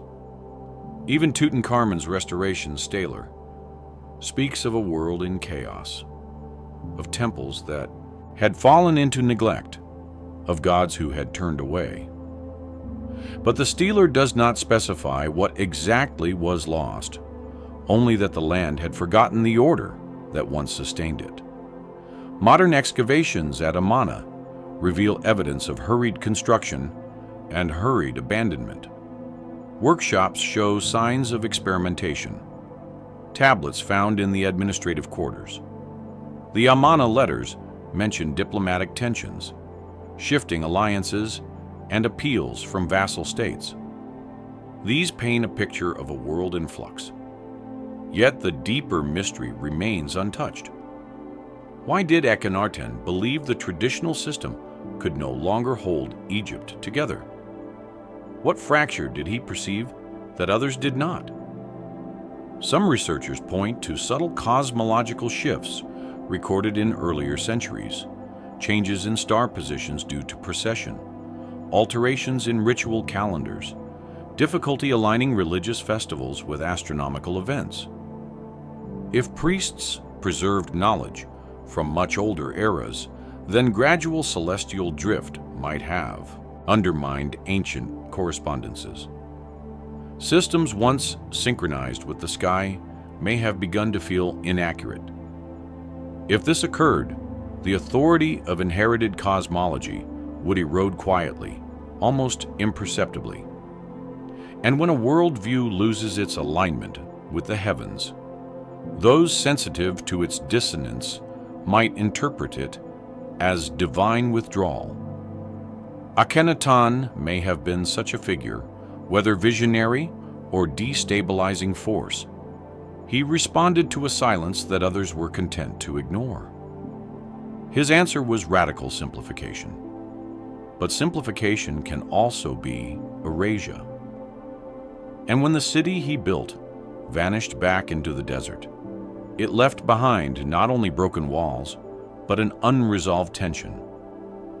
The sense that Amarna was not the beginning of something, nor simply a mistake, but the visible surface of a deeper forgetting. And so one is left with a quiet question that drifts like dust along the cliffs of Middle Egypt. If Akhenaten's reforms were an attempt to overwrite inherited knowledge, then what exactly was slipping from Egypt's grasp? And has the desert already swallowed the last traces of what he tried in his own stark way to silence? Luxor is often presented as a stage of magnificence. Columns rising like a stone forest. Colossal statues holding their silent vigil. Courtyards that glow in the last light of day. But beneath that outward clarity lies an older, quieter truth. Luxor is a layered city, a place where time does not pass so much as accumulate. Every excavation reveals not a single story, but a palimpsest of ones that came before. And as archaeologists peel back these layers, a strange pattern emerges. One suggesting that long before the New Kingdom reshaped Thebes into an imperial capital, another landscape existed here, faint but stubborn, refusing to be fully erased. Recent discoveries in the area between Luxor Temple and Karak have exposed remnants of ancient roads, workshops, habitation layers, and forgotten shrines. The road known now as the Avenue of Sphinxes, restored in modern times, was once buried beneath meters of sand and debris. But what intrigued archaeologists most was not the avenue itself, but the structures beneath it. Foundations that predate known New Kingdom activity. Walls built from mud brick, long eroded. Fragments of pottery that belong to periods not well represented in surviving texts. The deeper they dug, the more unfamiliar the strata became. Some scholars frame these findings as evidence of natural urban growth, the product of centuries of expansion and rebuilding. Others, more attentive to the irregularities, suggest the presence of settlement phases that do not fit neatly into existing chronologies. The problem is not that these layers cannot be dated. They can, but that they hint at cultural rhythms that seem to appear and vanish without explanation. The New Kingdom rose upon a foundation that feels older than the archaeological record comfortably supports. Particularly puzzling is the discovery of large stone blocks beneath structures from later periods. blocks that show signs of having been part of an earlier monumental installation. Their surfaces are weathered in ways inconsistent with hasty reuse. They seem to have endured long exposure before being incorporated into new works. Some carry faint traces of smoothing or alignment marks that do not match the building methods of the 18th dynasty. Nothing definitive, nothing scandalous, just a persistent suggestion of continuity, reaching farther back than the official architectural lineage. Then there is the issue of the Nile itself. Geological studies show that the river shifted multiple times across the millennia, altering the ritual and urban landscape of Thebes. Some parts of ancient Luxor once lay closer to the bank. Others were farther inland. The shifting Nile created cycles of flooding and abandonment, of renewal and decay. If entire districts were once submerged or rendered uninhabitable, then layers of earlier habitation could easily have been buried beyond recognition. In this sense, Luxor's modern landscape may be only the topmost surface of a much deeper temporal structure. The tombs on the west bank echo this theme of layered memory. While the Valley of the Kings is dominated by New Kingdom architecture, older traces appear in unexpected places. Stone fragments in the cliffs, abandoned shafts, partially erased inscriptions. Scholars interpret these as early attempts at rock-cut tombs or quarry sites. But the irregular distribution of such traces across the necropolis raises questions. Were the cliffs always a sacred burial ground, long before the New Kingdom adopted them? Or did earlier peoples use the area for purposes we no longer recognize? At the edges of Luxor Temple, excavators have found evidence suggesting that parts of the complex were built at top earlier shrines. The foundation deposits, carefully placed ritual offerings, indicate New Kingdom construction. But beneath them lie fragments of stone with carving styles that suggest earlier cult activity. Egyptologists generally agree that Luxor Temple was associated with the rejuvenation of kingship. Yet the possibility that an older ritual center once existed on the same ground hints at a deeper sacred geography, shaped before written history took form. Another enigma lies in the orientation of Luxor Temple. Unlike Karnak, whose axis shifts across successive construction phases, Luxor seems to hold a consistent alignment with the setting sun during certain times of year. Some scholars see this as symbolic of the annual Opet festival, during which the statue of Amun traveled from Karnak to Luxor. But others note that the alignment may correspond to older solar or stellar phenomena. Early archaeoastronomical studies propose connections between the temple's geometry and the setting sun at specific dates, possibly linked to agricultural cycles.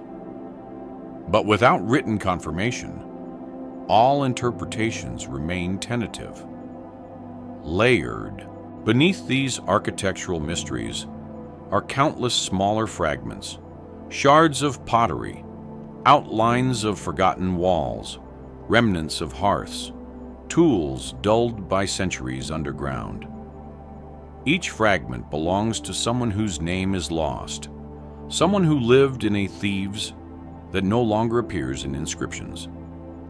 It is these fragments that trouble the archaeological narrative. They reveal a city not simply built by pharaohs, but accumulated by unknown hands, workers, priests, wanderers, entire communities, whose presence can be inferred, but not fully reconstructed.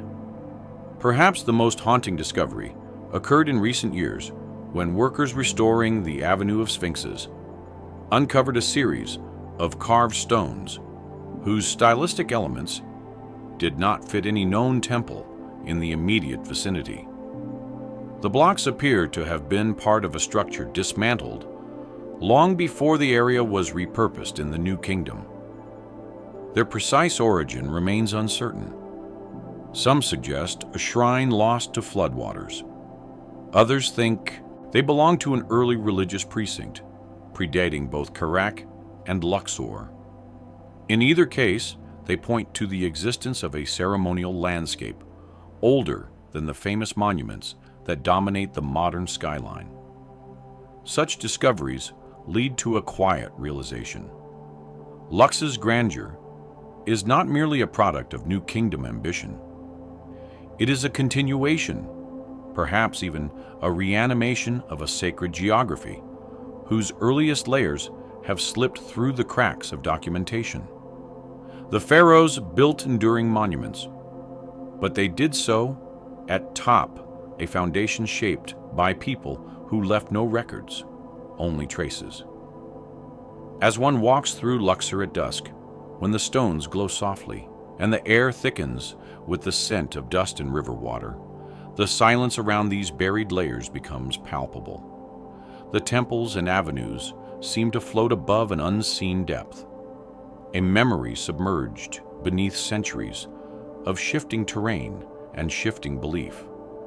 And in that silence, a question forms, not demanding an answer, but lingering like a slow breath. If the Luxor we admire is only the final layer, then what stories sleep in the ground beneath, waiting for a moment when the sand yields enough to let them rise again? Long before the New Kingdom sent its kings to rest in the cliffs of western Thebes, travelers from the Mediterranean world whispered of another monument, one so vast, so elaborately constructed that even the pyramids palled beside it in their imagination.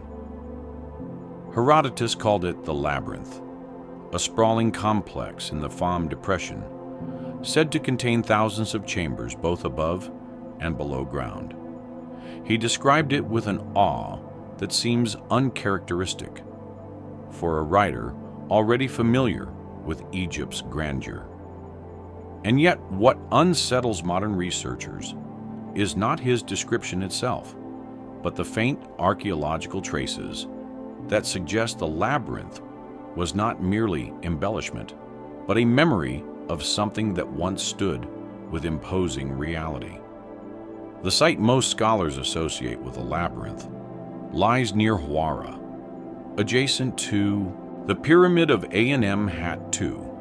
Excavations in the 19th and 20th centuries uncovered foundations of a vast building, columns, paved floors, fragments of walls stretching wider than any known mortuary structure from the Middle Kingdom. But what remains today is only a skeleton, a faint outline of what Herodotus claimed was the most impressive building in Egypt. Some scholars argue he exaggerated. Others contend he must have seen an intact structure whose vastness is now masked by centuries of destruction, quarrying, and Nile flooding. Yet the deeper one looks, the more ambiguous the evidence becomes. The foundations uncovered at Hardin, massive, covering more than 280 miles in one direction. But the architectural style appears simpler than one would expect for such a legendary monument. The stone used is not the perfectly fitted limestone of Giza, nor the carefully sculpted sandstone of Theban temples. Instead, the structure seems functional, almost austere. And this contrast raises a quiet question. Were the foundations we see today the original building, or merely later modifications, built atop something older, something whose grandeur eluded the centuries? Early explorers noted irregularities beneath the surface. Stone-lined passages that disappeared into silt, shafts filled with debris, outlines of chambers buried too deep to excavate safely. In the 20th century, limited ground-penetrating radar surveys revealed geometric patterns beneath the site, that do not correspond precisely to the exposed foundations. These patterns suggest the existence of subterranean chambers or corridors, though definitive interpretation remains elusive. Egyptologists caution against speculation. Radar anomalies can arise from natural features or collapsed structures. Even so, the patterns evoke a sense of something structured, intentional, and extensive beneath the ground. What makes the labyrinth especially mysterious is the absence of clear documentation from the Egyptians themselves. No surviving inscription describes it with the detail found in Greek accounts. No temple reliefs portray its plan. No administrative papyri mention its maintenance or purpose. This silence is difficult to reconcile with Herodotus's claim that the labyrinth served as a seat of government for the 12 nomarchs of Egypt during a particular era. Some scholars argue he misunderstood what he saw. Others suggest Egyptian records of the building simply did not survive. But in a civilization known for meticulous record-keeping, the absence feels intentional, or at least unsettling. Some researchers propose that the labyrinth was not a simple administrative center, but a ceremonial or archival complex, a repository of texts, relics, or ritual knowledge. Herodotus mentioned that the lower chambers contained tombs of sacred animals and kings, while the upper room served public or administrative functions. If true, this dual structure could explain the mixture of monumental and austere design elements. But without archaeological confirmation, these interpretations hover in the realm of informed speculation. Even more intriguing is the possibility that the labyrinth's earliest phase predates the Middle Kingdom pyramid beside it. Geological studies indicate that parts of the Fam Depression was subject to repeated flooding cycles, which could have obscured or damaged earlier constructions. Some archaeologists believe that the labyrinth underwent multiple expansions and reconstructions over centuries, each phase altering or replacing the last. If so, what remains today may reflect only its final iteration, a descendant of something grander, older, and far more complex. The Greek accounts, though colored by interpretation, share a consistency in describing the structure's bewildering complexity. Rooms interconnected in patterns impossible to memorize, corridors that led into deeper sections, chambers that seemed to replicate themselves endlessly. Whether these descriptions reflect reality or metaphor is impossible to determine. Yet their persistence across authors suggests a shared impression, one of disorientation, of intentional concealment. Labyrinths, in many cultures, symbolize the boundary between the known and the hidden. The Egyptian version, if it existed as described, might have served precisely this purpose, not to confuse, but to protect. Modern excavations face practical limitations. High water tables, agricultural development, and instability in the subsoil prevent extensive digging. The subterranean levels Herodotus described, if they survive at all, lie beneath layers of silt deposited by millennia of Nile irrigation. Some archaeologists quietly express frustration that the most intriguing parts of the site may be inaccessible in our time, but perhaps this accessibility is its own message. The labyrinth, whether physical or symbolic, resists direct understanding. It lingers at the threshold of the visible. One hypothesis proposes that thus labyrinth functioned as a memory palace of Egypt itself, an architectural embodiment of political and religious order. But if so, why did it fall into obscurity?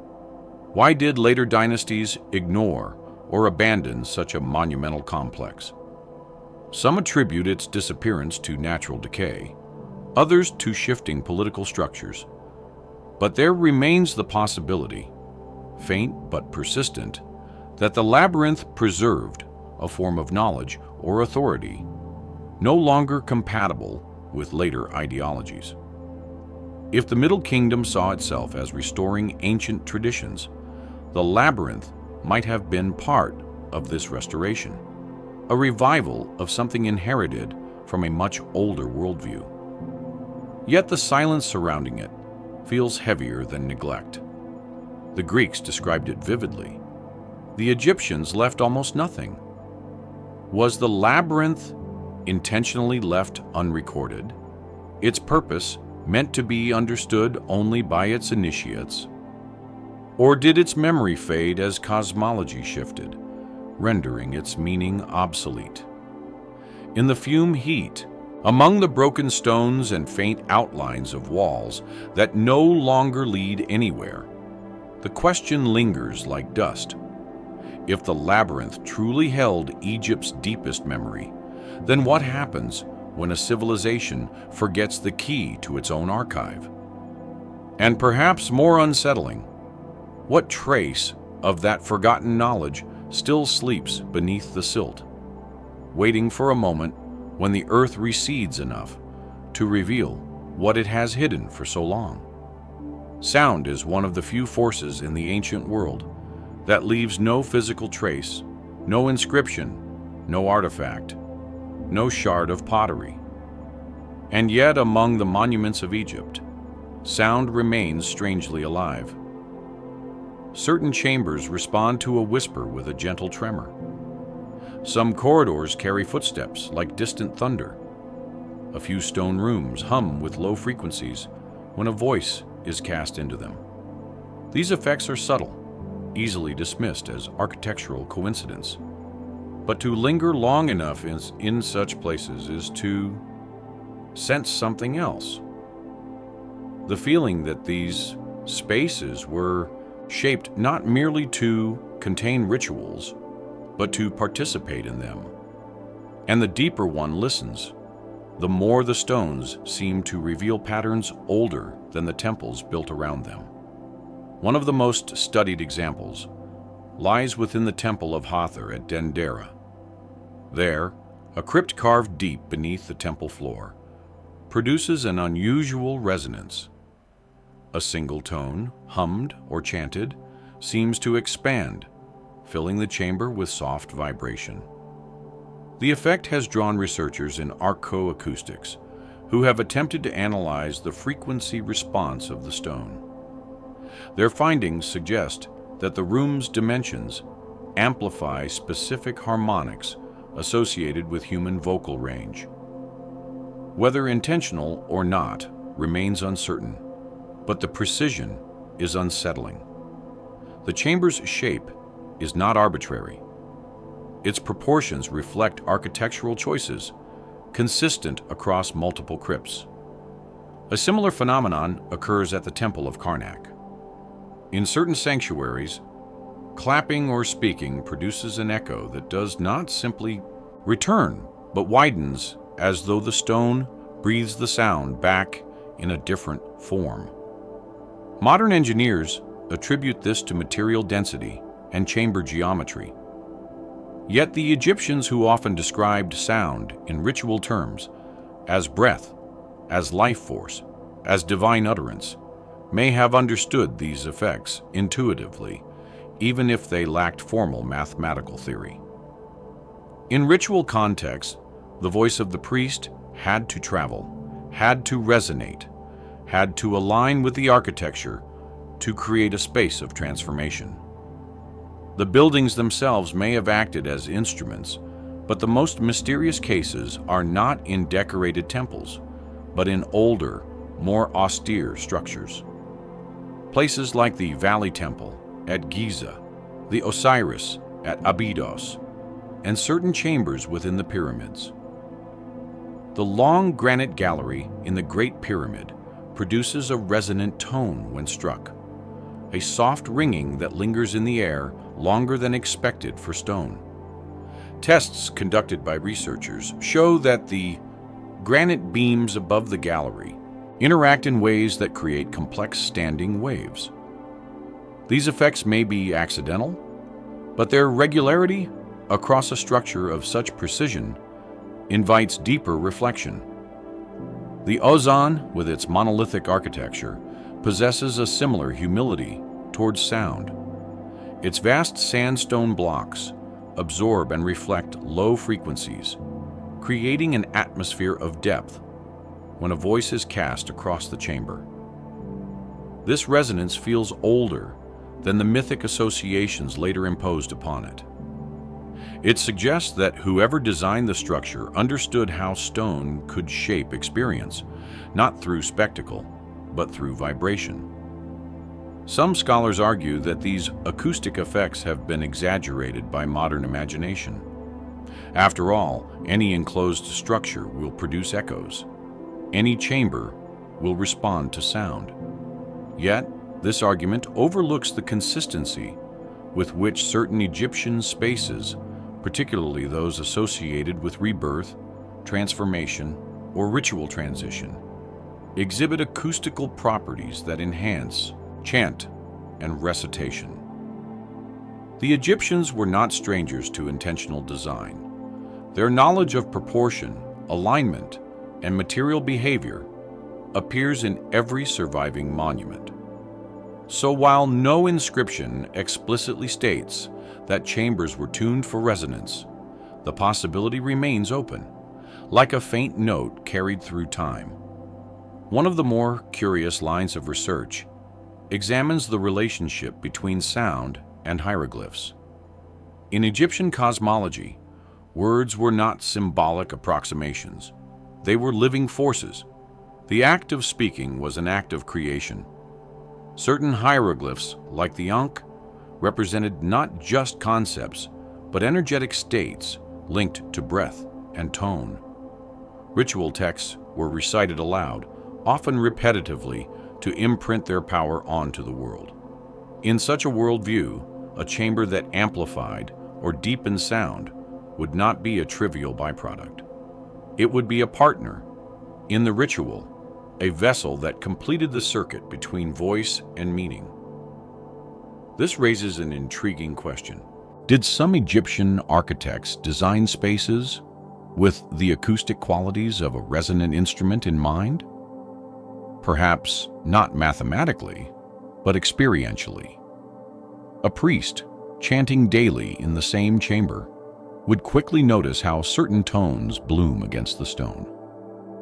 Over generations, these observations could evolve into tradition, passed on through apprenticeship, shaping architectural choices in ways that were never written down but deeply understood. A particularly enigmatic site is the Siriapium at Saqqara, where enormous granite sarcophagi lie in vaulted chambers. When sound is cast into these chambers, strange resonances occur, deep vibrations that seem disproportionate to the size of the space. Some attribute this to the sarcophagi, acting as resonant cavities, though their lids were originally sealed. Others believe the effect arises from the geometry of the vaulted tunnels. But the sensation remains. The space feels tuned intentionally, or not, to produce a sense of reverberating presence.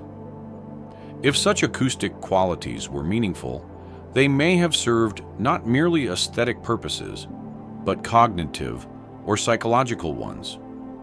Modern studies in psychoacoustics show that low-frequency resonance can induce altered states of awareness, calm, introspection, even mild trance. Ancient ritual often relied on rhythm, repetition, and immersion. In Egyptian temples, where incense thickened the air and light filtered through narrow spaces, the voice of a priest, reverberating through stone, could have transformed the experience into something profound, something felt rather than understood. And yet, no text explains this directly. The Egyptians left abundant religious literature, but rarely described architecture in technical terms. They wrote of harmony, of order, of the cosmos reflected in temples. But they did not say how the stone should be shaped to create that harmony. It is possible they understood sound as part of the natural relationship between form and function, something so obvious to them that it required no explanation. Or perhaps the knowledge was esoteric, reserved for the highest ranks of the priesthood, transmitted privately, and never committed to writing. Whatever the truth, the acoustic properties of Egypt's stone chambers create a quiet dissonance with modern interpretations. They remind us that we see temples as static, visual objects, while the Egyptians may have experienced them as dynamic environments shaped by sound, breath, and vibration. We reconstruct their rituals from texts and artifacts. But the living dimension, the resonance that once wrapped around their voices, is lost. And so, one is left with a lingering question, rising like a low hum from the depths of these ancient spaces. If sound once played a role in shaping sacred experience, then what other forms of knowledge, now silent, now invisible, might have lived within the stones long before history learned to listen? For all the stone monuments Egypt left behind, perhaps its most haunting legacy lies in the things that did not survive, its libraries, its archives, its written memory. When one reads surviving papyri scattered across museums, like fragments of a dream, the silence between them is almost louder than the text itself. Egypt was a civilization of scribes, of ritual texts, of instructions for every stage of life and death. And yet what remains is thin, discontinuous, fragile. The greatest repositories of knowledge, the so-called House of Life, appear in inscriptions only as shadows, hinted at, never described. It is this absence, more than any ruin of stone, that suggests a fracture in Egypt's intellectual lineage, long before historians began to trace it. In temple walls across Thebes and Memphis, references to the House of Life appear intermittently. Priests speak of copying rituals from sacred manuscripts, of restoring damaged texts, of studying medical and astronomical works preserved in these archives. But no catalog survives. No architectural remains can be definitively identified as a house of life. Not a single room has been excavated that can unquestionably be called one. Instead, we have only hints, mentions of the divine writings, the scrolls of the forefathers, the secret knowledge of the temple. These phrases drift through history like echoes of a conversation whose original voice has vanished. Scholars have long debated the purpose of the House of Life. Some envision it as an educational center where priests learn to read and write. Others imagine an administrative archive. But there is evidence, subtle, fragmented, that suggests a deeper function. Certain texts mention the writings that were guarded, as though some manuscripts were considered too potent or sacred for common use. Some rituals describe sealing knowledge, locking it away, preserving it for future generations not yet born. The Egyptians believed that words held power. To write something was to fix it in eternity. But power can be dangerous. If some knowledge was believed to shape reality itself, perhaps it required guardians. This idea gains weight when considering how many ancient works we know existed but cannot read today. The medical papyri, such as the Edwin Smith and Ibaz documents, hint at a sophisticated tradition of healing that must have been far broader than the fragment suggests. Mathematical papyri reveal procedures and problem-solving methods whose origins remain obscure. Astronomical manuals refer to older texts of the ancestors that no longer survive. Ritual texts describe cosmologies more complex than anything found in monumental inscriptions. And yet none of these traditions appear fully preserved. Each presents itself as a surviving branch of a tree whose trunk is missing. The question then is not simply why so many texts vanished, but why their disappearance feels selective. The perpi that endure often appear as practical manuals, medical treatments, spells, administrative agreements. But Egypt's metaphysical, cosmological, or esoteric writings are conspicuously scarce. Some scholars attribute this to environmental loss. Papyrus decays easily, and temple libraries may have burned or been looted. Others argue that Egyptian secrecy itself contributed to the absence. The highest forms of knowledge were never widely copied, never dispersed. They remained in restricted archives, whose access was limited to a few. The most enigmatic references come from inscriptions that speak of writings from before time or words of the first occasion, suggesting that certain manuscripts were believed to contain knowledge inherited from an earlier era. These claims are mythic, perhaps metaphorical, and yet their persistence hints at a belief that true knowledge lay not in innovation, but in remembering. If the House of Life preserves such texts, their loss represents more than the disappearance of information. It represents a rupture in continuity. Archaeological attempts to locate these archives have yielded only tantalizing clues. At Edfu, inscriptions on temple walls describe the reconstruction of a mythic library based on age manuscripts brought from ancient repositories. At Abydos, fragments of stone refer to ritual texts copied from manuscripts older than the kings themselves. In Thebes, foundation deposits contain miniature scrolls, symbolizing the installation of new archives. But the buildings that house these scrolls remain elusive. Either they were incorporated into temple complexes in ways that left no clear trace, or they were constructed of materials that could not withstand time. There is also the question of deliberate erasure. During political upheavals such as the Amarna period, certain texts were suppressed, altered, or destroyed. After Akhenaton's religious reforms, scribes worked to restore older traditions. But the gaps left by suppression could not be fully repaired. Later, during foreign invasions and internal strife, temple archives were vulnerable. What was not copied risked vanishing, and what was deemed dangerous or heretical may have been intentionally erased. The silence in the archaeological record may reflect decisions made not by natural forces, but by human hands. The most evocative theory suggests that the House of Life may not have been a single building, but a network.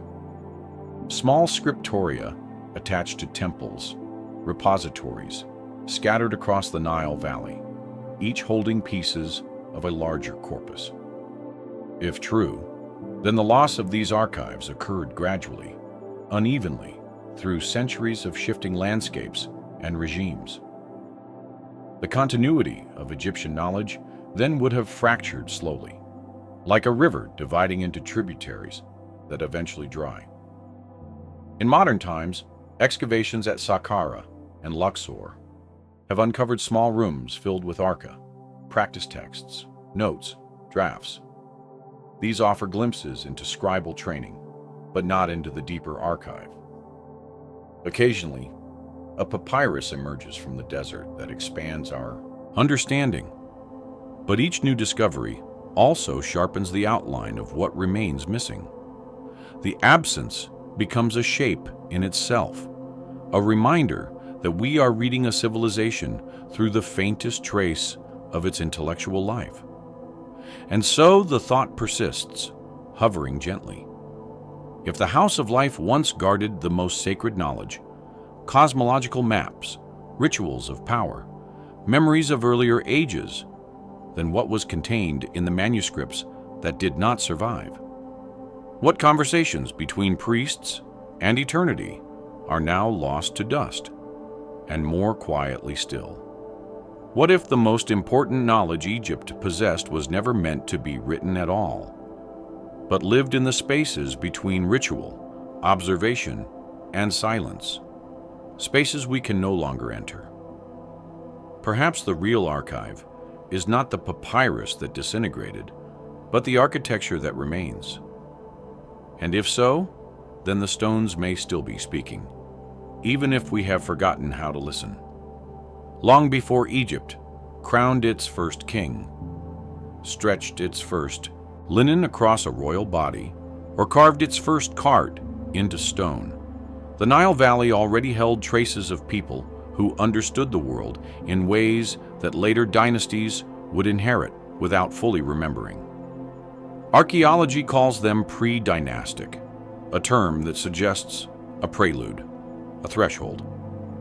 But the deeper researchers dig, the more this era resembles not a beginning, but the fading outline of something older. It is within these discontinuities, these quiet jumps in cultural development, that one begins to sense a shadow lying just beneath the familiar story of Egypt. The possibility that the civilization we recognize is built at top fragments of a much earlier knowledge system. One of the most enigmatic places associated with this horizon lies far from the Nile itself. Nabta Playa, a desolate basin in the western desert. Today it is dry, empty, stripped by the sun. But thousands of years ago, long before the pyramids, it was a seasonal lake around which people gathered, creating stone, circles, and alignments that tracked the rising of stars. Archaeologists studying Nabtlir discovered that certain megalithic arrangements align with the summer solstice, a precision that implies long-term observation. The people who built these markers left no written records. Their pottery is simple, their tools unadorned. Yet the sky they followed required patience and memory, qualities that suggest a cosmology not typically attributed to nomadic groups. Some scholars believe Napa represents the earliest known ceremonial center in Egypt. Others caution that the astronomical alignments, while compelling, do not necessarily imply an advanced culture. And yet, the site exerts an uncanny pull on the imagination. The stone circle is small, almost humble compared to the monuments of later eras, but its purpose feels deliberate. The care with which each stone was placed seems out of proportion to the material culture surrounding it, as though the builders possessed a worldview that left minimal archaeological footprint but profound conceptual depth. If Nablir reflects a kind of proto-observatory, then the question arises, what happened to the people who built it? Some theories propose migration toward the Nile as the Sahara dried. Others suggest cultural absorption, their knowledge diffusing into emerging settlements. But no clear lineage appears in the archaeological record. Instead, there is a long silence, a gulf between the megaliths of the desert and the sudden emergence of early dynastic structures that display surprising sophistication. This discontinuity is not limited to astronomy. Early stone structures at sites like Hierampololis and Abydos show architectural confidence that seems disproportionate to their context. At Hierapolis, elite tombs from the Narda II period include wooden roofs supported by large posts, painted walls, and grave goods arranged with symbolic order. The artwork depicts animals in scenes reminiscent of later temple motifs. At Abydos, the tombs of the earliest kings include subterranean chambers lined with mud brick, but organized in ways that anticipate later Harari architecture. These early structures feel like attempts to preserve or reconstruct patterns whose original meanings may already have been slipping away. The shift from simple settlements to hierarchical, symbolically rich societies appears rapid. Some archaeologists see this as evidence of natural social evolution. Others quietly acknowledge that the jump feels too steep, too abrupt to be explained solely through internal development. The adoption of writing, for instance, emerges almost fully formed. Early hieroglyphs show complex symbolism that would typically require long experimentation. Yet no protocrypts survive. Something in the pre-dynastic world was already thinking in symbols long before the symbols appear in stone. Biological evidence also complicates the narrative. Studies of ancient remains show diverse populations moving through the Nile Valley over millennia. Groups from the Sahara, from the Near East, from deeper Africa.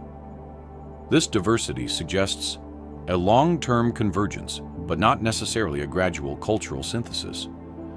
Instead, it resembles layers of migration settling at top, older cultural strata. The civilization that finally emerges at the dawn of the first dynasty seems less an invention than an inheritance, a reassembling of older elements into a new political and religious framework. One of the most puzzling artifacts linked to this horizon is the Nama palette. Its iconic imagery, kingship, unification, ritual dominance, appears suddenly with stylistic confidence. The palette does not feel like the first page of a story. It feels like a culmination, the visible crystallization of an idea long in development. And yet, the stages leading to this crystallization remain obscure. Scholars debate whether the palette depicts historical events or symbolic integration, but the deeper question persists: from where did the symbols originate? Some researchers propose a long-lost Nile culture predating the earliest known settlements. Others point to vanished lakes, shifting river systems, or oases swallowed by desertification. Climate data shows that the Sahara underwent dramatic drying phases between 6000 and 3000 BC. Entire populations would have been displaced, their cultural knowledge fragmented or carried into new regions. If Egyptians of 1500 BC preserved echoes of such knowledge without remembering its origin, then the discontinuities in their history begin to make sense. Another possibility emerges from the artifacts that do not fit comfortably within established typologies. Stone tools with unusual wear patterns, ceremonial objects carved with motifs not found elsewhere, early boat depictions that imply long-distance travel. Each is a small anomaly, but collectively they form a faint outline of complexity, deeper than the textbooks suggest. Not advanced technology, not lost civilizations in the sensational sense, but something quieter, the remains of a cultural horizon that held astronomical, symbolic, and architectural concepts later absorbed into dynastic Egypt. Yet the most haunting evidence does not come from artifacts at all, but from Egyptian mythology. The notion of a first-time Zepi recurs across inscriptions and temple reliefs. Egyptians believed that the world was established in a primordial age by divine beings who set the template for order, kingship, and ritual. Scholars interpret this as mythological metaphor, but its persistence hints at cultural memory. Memory of an earlier framework, partially preserved, but no longer understood. If the pre-dynastic world preserved fragments of an earlier knowledge system, then dynastic Egypt may have been the custodian of something older, even if its priests no longer comprehended its origin. In this sense, the monumental achievements of later periods, the temples, the star maps, the sacred geography, might be echoes of a worldview whose foundational layer had already vanished. And so one is left with a gentle question, drifting at the boundary between archaeology and absence. If Egypt inherited more than it invented, then what vanished world once shaped the land before the pharaohs, leaving behind only faint outlines to guide the civilizations that followed? By the time one reaches the far edge of Egypt, in 1500 BC, after walking through its temples, its quarries, its forgotten archives, its buried foundations and silent stones, an unusual sensation begins to form. Not as a conclusion, but as a presence. Something about this civilization feels incomplete, not in the sense of lacking, but in the sense of remembering only fragments of a story that once stretched farther back than any surviving inscription. Egypt appears not merely as a culture that rose, flourished, and endured, but as one that carried a weight of inheritance it could not fully articulate. And it is in this incomplete remembrance that the deepest mystery settles. Everywhere along the Nile, the pattern repeats. Knowledge appears suddenly, endures for centuries, then fades without explanation. Astronomical systems that seem too refined at their first appearance. Stonework techniques whose origins evaporate into prehistory. Ritual texts that behave like translations of older structures. Sacred landscapes built at top, still older ones. And beneath all of it, a worldview that speaks of cycles, renewals, destructions, and restorations, as though the Egyptians themselves sensed they were not the beginning of the story, but its inheritors. In Thebes, the temples rise as though remembering shapes, not entirely their own. At Abydos, the Orient feels like a shadow of something older than the mythology placed upon it. In Luxor, the buried layers beneath the city hint at earlier sacred geographies, erased by shifting river and shifting belief. Even the desert beyond, in places like Nabda Playa, carries traces of alignments and observations carried out by people whose names are lost, but whose memory might echo faintly through later cosmologies. The Egyptians spoke often of restoration, of reviving rituals, renewing temples, preserving cosmic order. Yet this insistence suggests something more fragile, that they feared forgetting, feared the dissolution of patterns handed down through generations. Their reverence for the first time, Zepte, was not nostalgia, but orientation. It was a recognition that the present could not be understood without reference to a beginning that lay beyond comprehension. Some scholars interpret this as mythic structure, but myths themselves can grow from fractures, places where memory thins, and stories fill the gaps left behind. What haunts these layers is not a lost super-civilization or vanished world of impossible technology. It is something subtler, more human. The sense that knowledge can persist without origin, that people can inherit practices whose meaning has faded, that traditions can outlive the context that once gave them shape. Egypt in 1500 BC feels like a civilization standing on the shoulders of one it could not see clearly, retaining the gestures, the alignments, the symbolic grammar, but not the underlying text. And perhaps this explains the dissonance modern observers feel when looking at Egypt's monuments. They're incredibly sophisticated, yet surrounded by silence. They're confident in design, but ambiguous in purpose. They are precise, even mathematical, but resist explanation from within their own textual record. It is as though the civilization that built them was fluent in a language we no longer hear. In the House of Life, scribes copied manuscripts they believed were ancient, even in their own time. In ritual texts, priests invoked words whose origins were no longer remembered. In the Valley of the Kings, cartes of Pharaohs appear beside symbols that seem to belong to a conceptual world older than burial itself. And on the walls of tombs, the maps of the underworld, so structured, so intricate, appear without clear ancestors. When systems lack visible evolution, one must ask where the missing stages went. Perhaps they were lost in the drying of the Sahara, in the shifting of the Nile, in political revolutions, in fires that consumed temple archives, in moments when one dynasty overwrote the memory of another.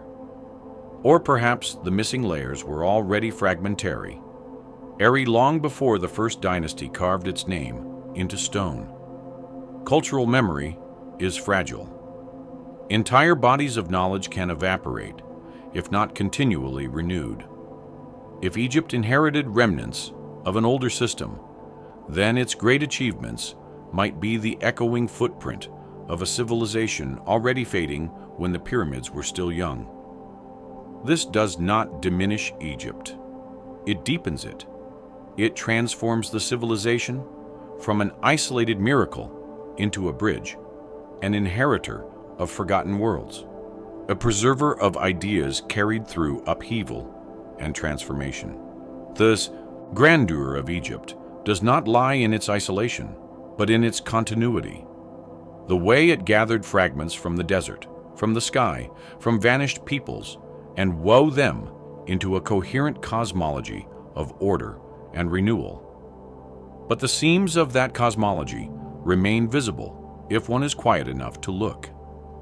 In this light, the unresolved mysteries become less like puzzles to be solved and more like reminders of how much of human history lies unlit. We stand with modern tools, satellite imaging, radiocarbon dating, ground-penetrating radar, and yet the past remains stubbornly opaque. Perhaps this is not a limitation of technology, but of perspective. If Egypt's memory extends beyond dynasties into a deeper cultural ancestry, then the traces we find will always resemble interruptions, whispers, fragments of an older sentence. And so Egypt in 1500 BC sits not as the beginning of an imperial story, but as a kind of horizon, a meeting point between what was preserved and what was forgotten, a place where inherited knowledge flickers at the edge of comprehension, a civilization brilliant enough to endure, yet humble enough to speak constantly of restoration, memory, and origins that lay beyond its reach. Standing at that horizon, one senses a vastness behind the visible layers of time, layers of meaning, layers of quiet that modern history cannot fully map. The monuments remain, the texts remain, but the context, the living thread that once connected them, drifts somewhere beyond the reach of excavation. And perhaps this is where the mystery must rest, not in answers, but in the gentle awareness that civilizations are never self-contained. They're always receiving, forgetting, remembering, reshaping. Egypt's greatness may lie not in what it invented, but in what it carried. Fragments of worlds older than itself, preserved imperfectly, yet beautifully in stone and ritual. And as the last light fades across the Nile, one final question rises softly, resisting resolution, lingering like breath in the evening air. If Egypt was the memory of something older, then what older world Is it still trying through its silence and its stone? 2.